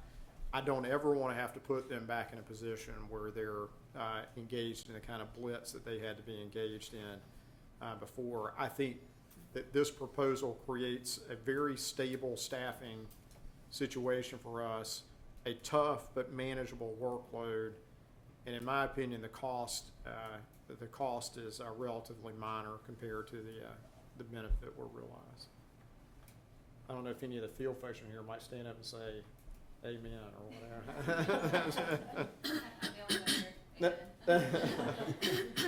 But like I say, the Finance Committee has sat through Josh and Cindy and Ellen and Crystal and I giving this presentation. Obviously, I'm not going to create positions without the blessing of this board, and I think this is a solid plan and a needed one. The presentation here couldn't have been done without Ellen, Cindy, or Crystal. You know, there's just no way. I mean, it was definitely a team and joint effort for this. You know, I can't thank them enough, you know, for all their help. President, Yes, sir. on behalf of the Finance Committee, I'd like to make a few remarks in the motion. One, I have been on the board long enough now, almost 10 years, and seen dramatic improvements, I think, in the efficiency and the organization of the staff, even including the legal services that we get, Mr. Pinion. And I think this plan builds on that. And I think it's a very well thought out, something the board can afford. And I make a motion that we, as a board, approve this plan with implementation June the 1st of this year. Thank you, Parker. We have a motion. Do we have a second? I'll say it. Any discussion? All in favor? Aye. Motion carries. Mr. Campbell? Thank you all You have your due. for this opportunity for us. We will take full advantage. Related to this, I will just give a very brief, I think as you all know, we had NABP come in and do a week-long site visit with us. They did that last week. I know that the visit went very well. I am confident that we are going, you guys will be getting this too. We'll be talking later on about a presentation from them about their suggestions. The truth of the matter is, based on what I'm seeing, I think with some expenditures, if their recommendations come back as what I think they're going to be, that upon us spending some money out of our reserve funds to accomplish some technology improvements here, we may well wind up saving enough operational costs that everything we've described here, we may be able to recoup in reduced operating costs. So we got our attention focused on that stuff. So more to come on that. Yep. Next item, Mr. President, this is an item that does not require action from the board today. And in fact, for a couple reasons, or at least one reason I'll get to in a minute, I would suggest that we not have it. I've sent you all a memorandum. As you know, pursuant to the Drug Quality and Security Act, the FDA has published a proposed memorandum of understanding for comment. This proposed memorandum of understanding would be an agreement that states could choose to enter into to regulate the inordinate interstate shipping of compounded products. I've written you a memo on this. I have some concerns about this MOU, which I've laid out. The primary two concerns I've got, which I think are fairly significant, are number one, I cannot understand what the equation is in this memorandum to even figure out whether a pharmacy in our state would or would not be shipping the 30%. And second, have even less of an idea of what the record review and reporting obligations of our field staff would be if we entered into this memorandum of understanding. The reason I would say we specifically don't and shouldn't take any action about responding to this, number one, comments are due on June 12th. So we've got plenty of time for the next couple of meetings to talk about what we want to say or what we don't want to say. Starting tomorrow, Ellen and I will be at the FDA intergovernmental meeting. There is going to be an MOU panel specifically there. I am hopeful, but admittedly not terribly optimistic, that there will be some additional clarification or explanation that I will report back to you on and supplement my memo. And then we can continue those discussions, and then before the June 12th deadline comes, you can direct me as to what comments or questions you wish me to ask of FDA. As I noted at the bottom of the memo, states that choose not to enter into the MOU, the result of that would be that any pharmacy located in a state that doesn't enter into the MOU would be limited to shipping no more than 5% of their compounded products interstate. And I'm not sure, Bill, you have some thoughts on this, I know. I'm not sure how many folks that affects, but it is something to take seriously as we consider. But as it stands without some clarification, I'm not sure what we're signing up for. And I think until we know what we're really signing up for, we got to be careful about entering into it. So maybe more than you need, you've got the memo, hopefully supplemental information. Related, Bill may have specific comments on that. I also want to give Bill an opportunity may or may not relate specifically to this, but as you know, Bill is a member of the Pharmacy Compounding Advisory Committee for the FDA and was just at a meeting for that. And I know Bill would like to have an opportunity to update us all on what they discussed. You ready for that? If it's the pleasure of the president, yeah, right.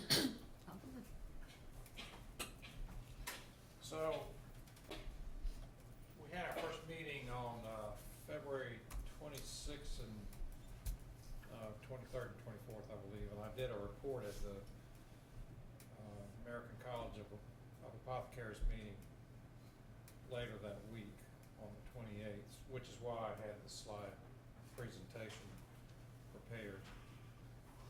But that was a very busy week. Monday and Tuesday I was at FDA, then Wednesday I flew down to Fort Lauderdale, and I was there For Wednesday, spring Thursday, break? Friday, and Saturday. Yeah, like I really had time for spring break, so I had to make a disclosure at the beginning of the meeting that I had nothing to disclose except that I'd been gone so long that my dogs bark at me when I come home.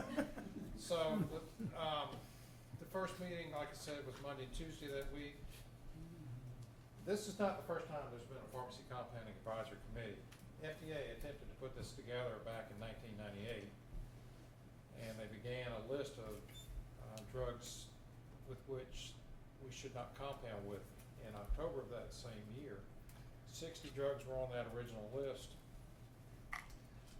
And then we voted Monday to add 27 more drugs to that list. But because of the legislation that enacted that 1998 law was struck down by the Supreme Court, you know, the FDA didn't go forward with that that original Pharmacy Compounding Advisory Committee, nor did they go any farther with the Do Not Compound list. This is a picture from inside the hearing room. Jay, is this the same room that you guys meet in? That's the very one, It's in all its splendor. it's a pretty good sized room. This is a shot from the back. This is our dear friend Jane Axelrad.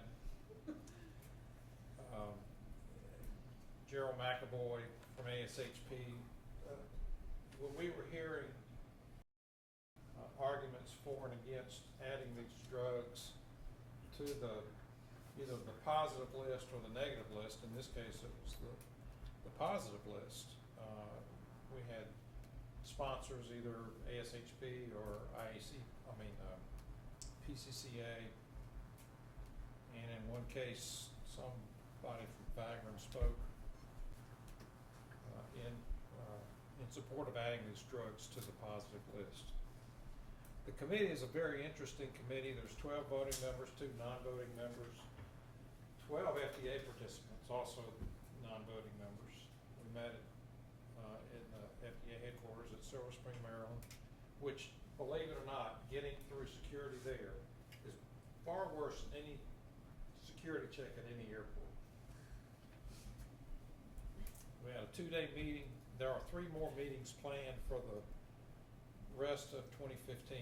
Now, these meetings are open to the public, and if you really want to see how this stuff works out, you're welcome to go. I also believe that it's simulcast, plus it's recorded, so you have plenty of opportunity to see what it's like. But if you really want to participate, you have to be there. This is the committee membership. It's, again, a very eclectic group. 6 of these people have RPH in their name. The rest don't. One of the members is Michael Carone, who works for Public Citizen. That's Ralph Nader's group. Of course, anything anybody wanted to do, he was automatically against it. We had, the chairman is Jürgen Vinitz he teaches at the College of Virginia Commonwealth University. Of course, Gigi Davidson, we all know, she's the USP representative. Donna Wall is the NABP representative. Kathy Pham's a pediatric pharmacist specialist. Alan Veda works for ISMP. DeCristoforo works for NIH. William Humphreys, Director of Pharmacy at St. Jude's. Dr. Guler is an anesthesiologist. Of course, she knows nothing about compounding, so she's a perfect member of this committee. Michael Carome has done nothing but, public, what's the term, work for people like Ralph Nader. I don't think he's ever seen a real patient in his whole career, to hear him talk. DeGiovanna was really the most down-to-earth physician because he actually practiced dermatology, and he was very much in favor of having many of these drugs available. Elizabeth Jungmann's a lawyer that works for Pew Charitable Trust. She was also very much involved in drafting the Drug Quality and Security Act. She was a pretty interesting lady. Steve Hogue teaches at University of Maryland, College of Pharmacy, and then Dr. Bronstein works for Regeneron. I was the industry representative, and Jane Peterson is an FDA employee. And y'all tell me if I'm boring you, but I'm not going fast enough. So anyway, the first day we considered 2 drugs for the do not compound list, adenosine phosphate, which was already on the list, but it didn't clearly specify whether it was adenosine phosphate only or if it included the adenosine monophosphate. We also considered chloramphenicol, but only for oral use and only for humans. Both of these drugs were voted to be added to the do not compound list. We went through a whole list of other drugs to add to the do not compound list. There was very little discussion about any of these. Again, cisapride is only for human use. Most or all of these drugs have been removed from the market because of lack of safety or efficacy. The one interesting curveball they threw us was oxycodone. Extended release formulations of oxycodone that do not have abuse deterrent properties cannot be compounded. So we then considered 6 drugs that had been nominated to be added to the positive list. In my opinion, these were all pretty low-hanging fruit. The FDA, of course, presented on each one, and in every case, the FDA got what they basically had wanted. Thymol iodine, nobody ever uses it anymore. It used to be used in addition to talc for malignant pleural effusion treatment. I don't think anybody ever uses it. Myosilver protein, nobody's used that in years. Now we do use squaric acid and diphenylcyclopropanone. Squaric acid used for warts. DPCP is used for alopecia, and of course cantharidin is used for warts. Piracetam was not approved, and it's a drug that nobody uses. It's used for Alzheimer's dementia.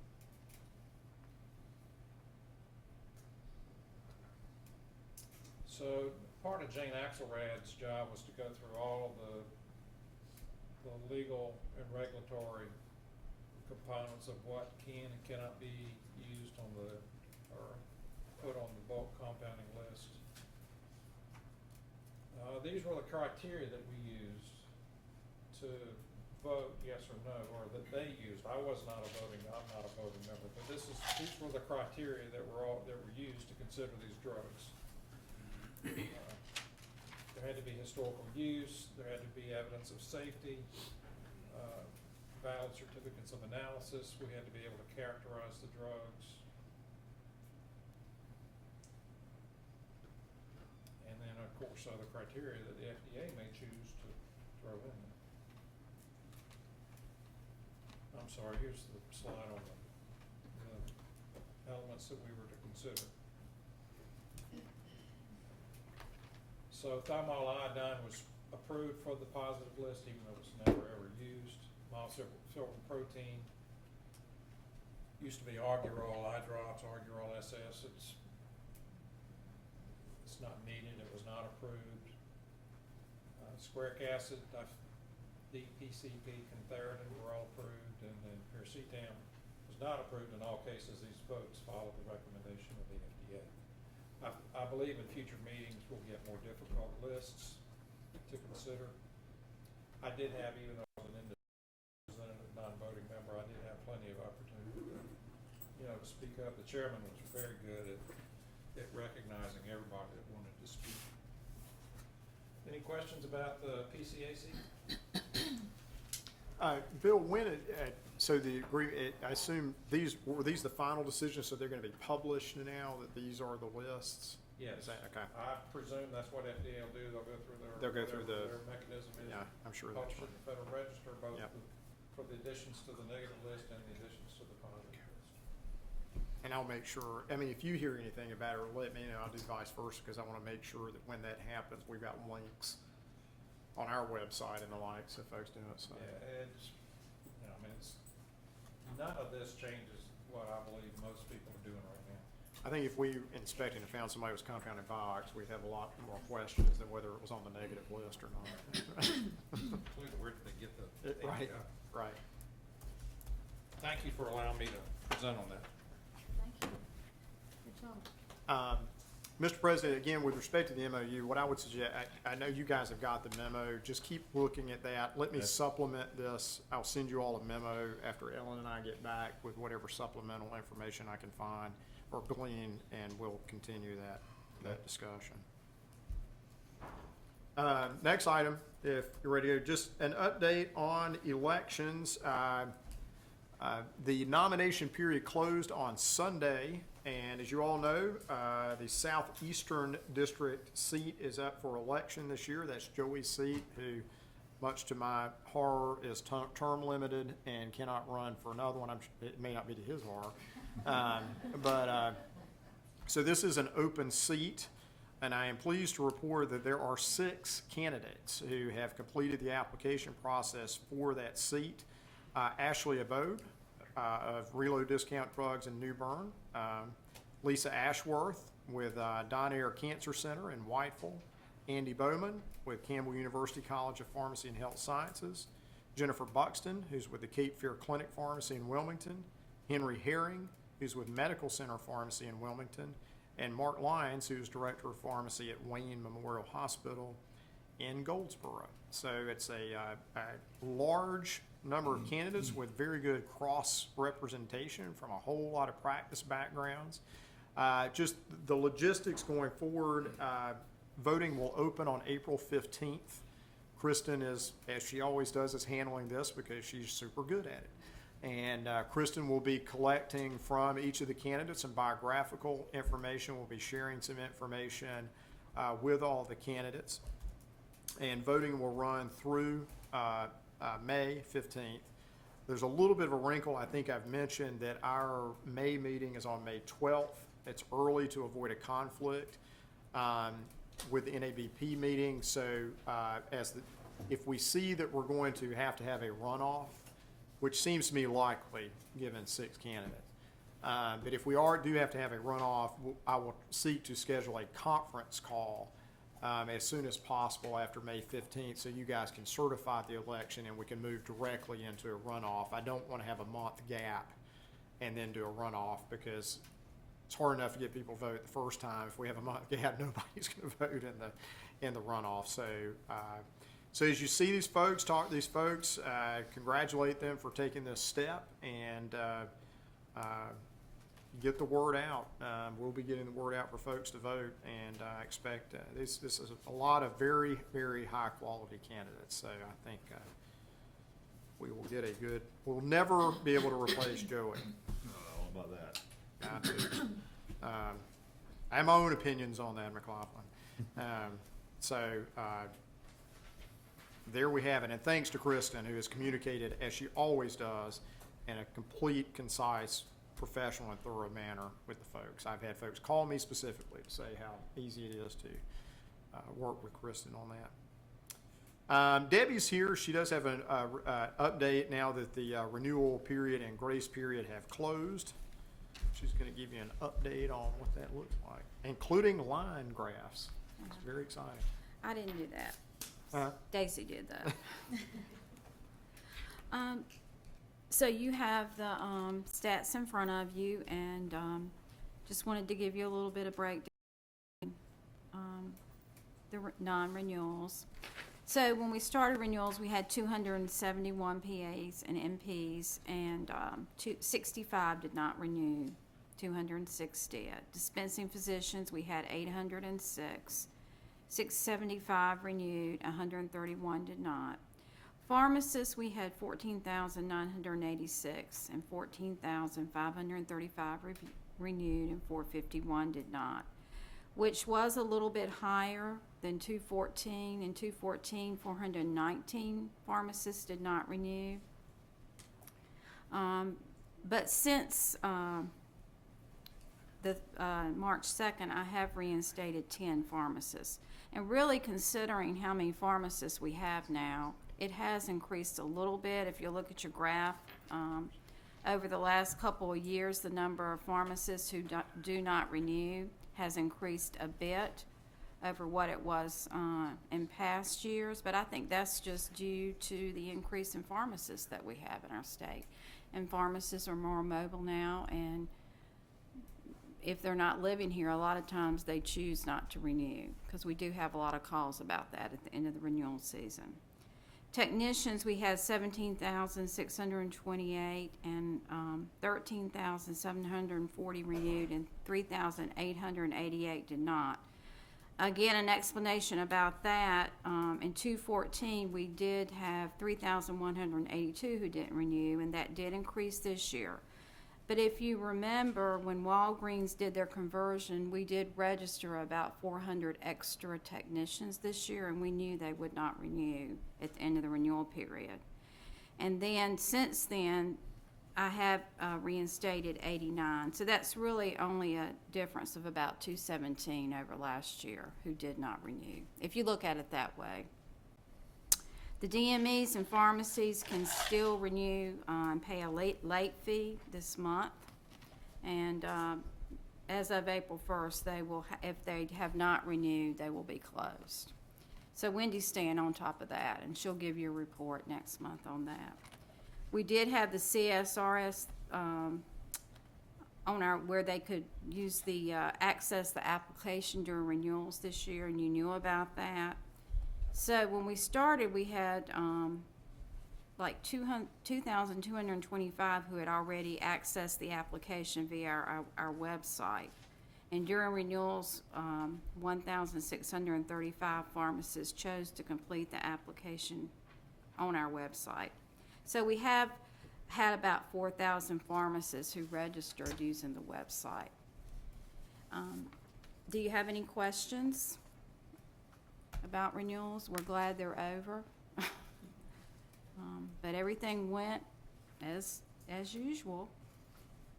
There's a slight uptick, and it's been a trend we've seen since 2010 of every year of a slightly higher number of pharmacists Yeah. not renewing. It just occurred to me, I wonder if we ran it as a percentage of the total population, it might be flat. I Is think it, so. and- And I could do that. But, you know, I don't, who knows what the reason is. If it's a percentage and it's level, then there's probably nothing that's ever changed. If it's going up slightly, I hypothesize that it might be folks who delayed retirement when the economy Right. crapped out. But who knows? And Well, we sent the non-renewal letters out yesterday, Right. so may have a few more that reinstate. But we did send non-renewal letters out today to in and out-of-state pharmacists who didn't renew, just to remind them one more time, you did not renew. Don't know about why the technician number it goes, I don't know what that is. I said maybe it's just workforce adjustment, and Well, there's just fewer technicians. Well, we registered all those that we knew weren't gonna Oh, renew, yeah. 400. I know, We knew that. yeah. I mean, when we started renewals, we had, what, about 17,000? Yeah. So, Again, as a percentage basis, the curve might not go up very much. It might be a very slight I mean, we change. probably register 100 technicians a week, Yeah. so. Any questions? Thank you Okay. very much, ma'am. Thank Debbie, you. thank you for You're welcome, running and that. thanks to the staff. Yep. Do you have a way, do you track pharmacists that have died? Yes. Yeah. But we only had, well, when they get these letters, we'll probably get a lot of notifications. Some people call us during the renewal season, and let us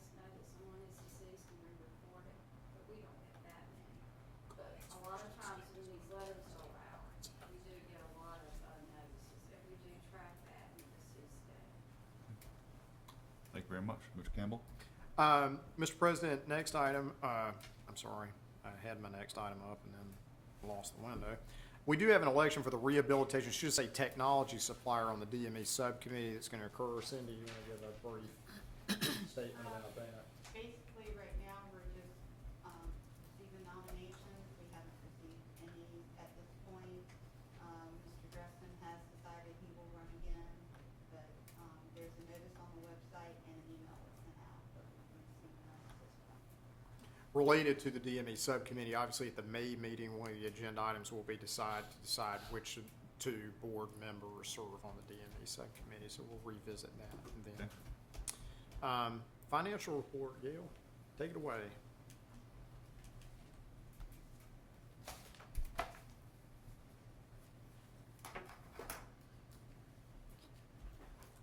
Well, under your first tab is the memo to Mr. Campbell with a brief recap of our activity for the month of February, which is the fifth month in our fiscal year.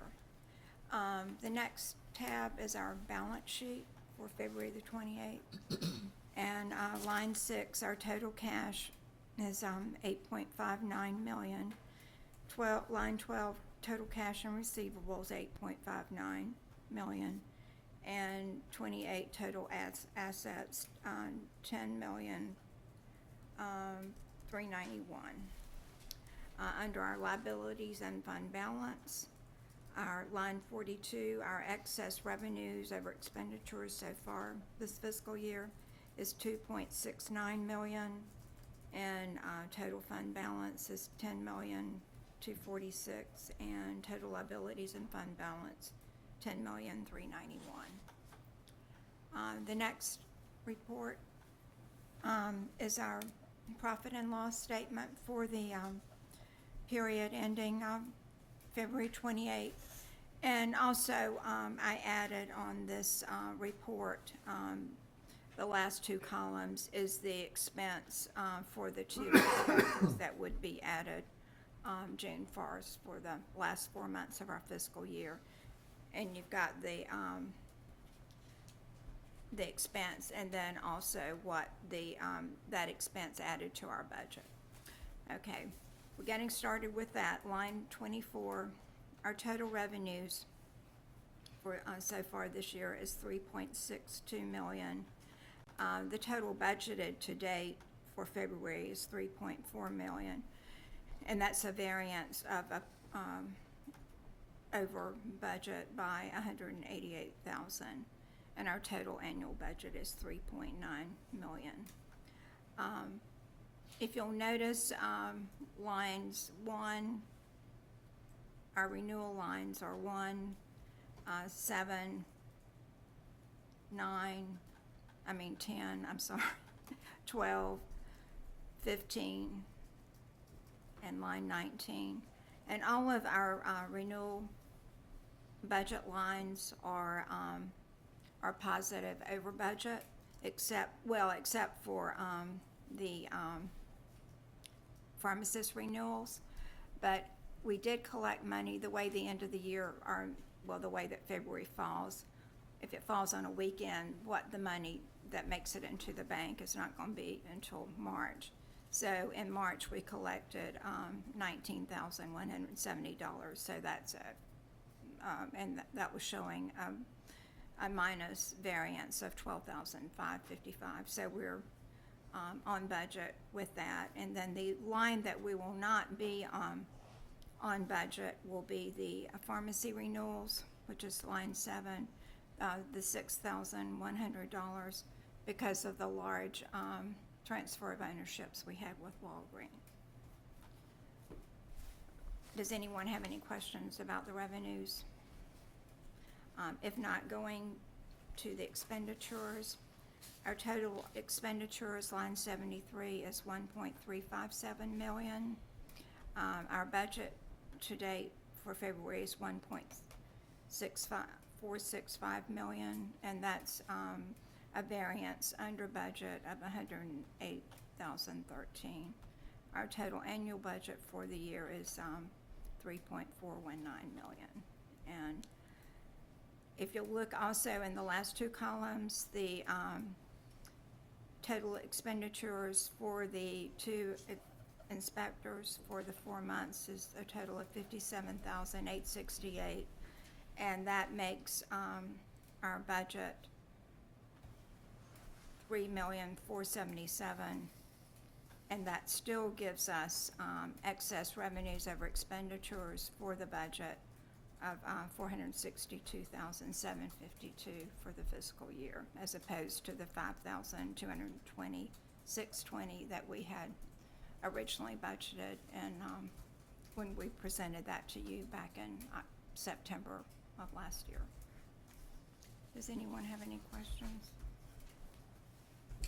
Do want to just sort of by way of previews of coming attraction, again, I've mentioned the NABP program review. I do expect we're going to get some very good suggestions from them, and I suspect as a result of that, those suggestions, we may be coming to the Finance Committee before the end of this fiscal year to talk about using some of the reserve funds for some IT upgrades. That won't affect this annual budget. My plan would be to look to some of our reserves, so we'll deal with that when it comes, but I think we're going to have some projects that need to be done that'll make whatever the initial expenditure will more than pay for themselves in a pretty short period of time. So, Thank you very much, ma'am. Thank y'all.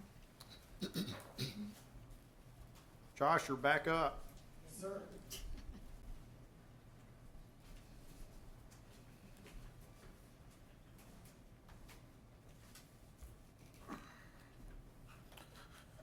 Alrighty, well, the stats so far, as you see for investigations, we're running at 60 complaints so far this year.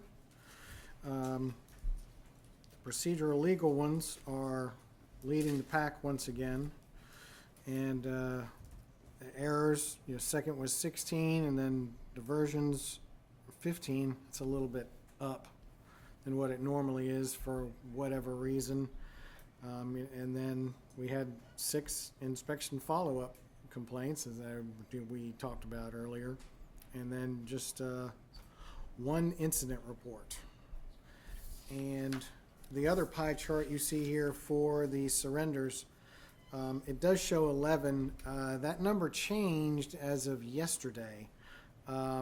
It should be now 11 pharmacies and 3 pharmacists. I want to give some good kudos to Loretta Wisner. She was the one who got those 3 surrenders yesterday. I won't say for who or which pharmacy or whatever, if it comes to a hearing or whatever, but she apparently is able to sell ice cubes to Eskimos. And she really, used her investigative tools and magic to get these surrenders and to get some bad players out of my hair and y'all's hair, as well as Jay and Clint's hair. I don't have much left. Well, birds of a feather flock together. So anyway, so again, it should be 11 pharmacies and 3 pharmacists. Also, another nice kudos yesterday for Melinda Smith, who gave good testimony at the pre-hearings yesterday. So, any questions about either of these charts? Complaints, surrenders? Nope, very good. Thank Okay. you, sir. All right. And good presentation today. Thank you very much. Mr. Campbell? Just a reminder, once again, statement of economic interest are due by April 15th. So this is the last meeting we have before that deadline. Parker, I know he's filed. Joey, you filed. Gene, you filed. Bill, you just sent me. Did you file that electronically? Is this just a copy of it? Carol and Lizelle, have y'all filed yet? Not yet, Just, I will. yeah, just get that done between now and April 15th. If you need anything at all, just let me or Krista know. We'll get that taken care of. And I have reminded Stan that he needs to get his filed as well. Sorry to be a broken record on that. And the last thing I have, just a reminder, the NABP annual meeting registration is now open. Bill, I know you're going, Carol, I know you're still trying to figure Trying out. to, yeah. And, but if you guys, anybody who wants us to get you me or Kristen or Leslie, get you registered, whatever needs you need taken care of, just let me know on that. We've already had reports to the board. That leaves consent agenda, and I think we do have a short closed session. Is that correct? Yes, sir. So, Have y'all had time to look at the consent order? If so, might have a motion. It would be approved. Second. Second. All in favor? Aye. It was slow, but it carried. duly noted. All right. Any other business for the board, Jay? Not for open session. We'll be moving to closed session. Second. Second. All in favor? Aye. We'll go now and close it. Thank you all very much for attending today. You're always welcome to come and visit and sit with us. Thank you again. Solon Minton, are you related to that?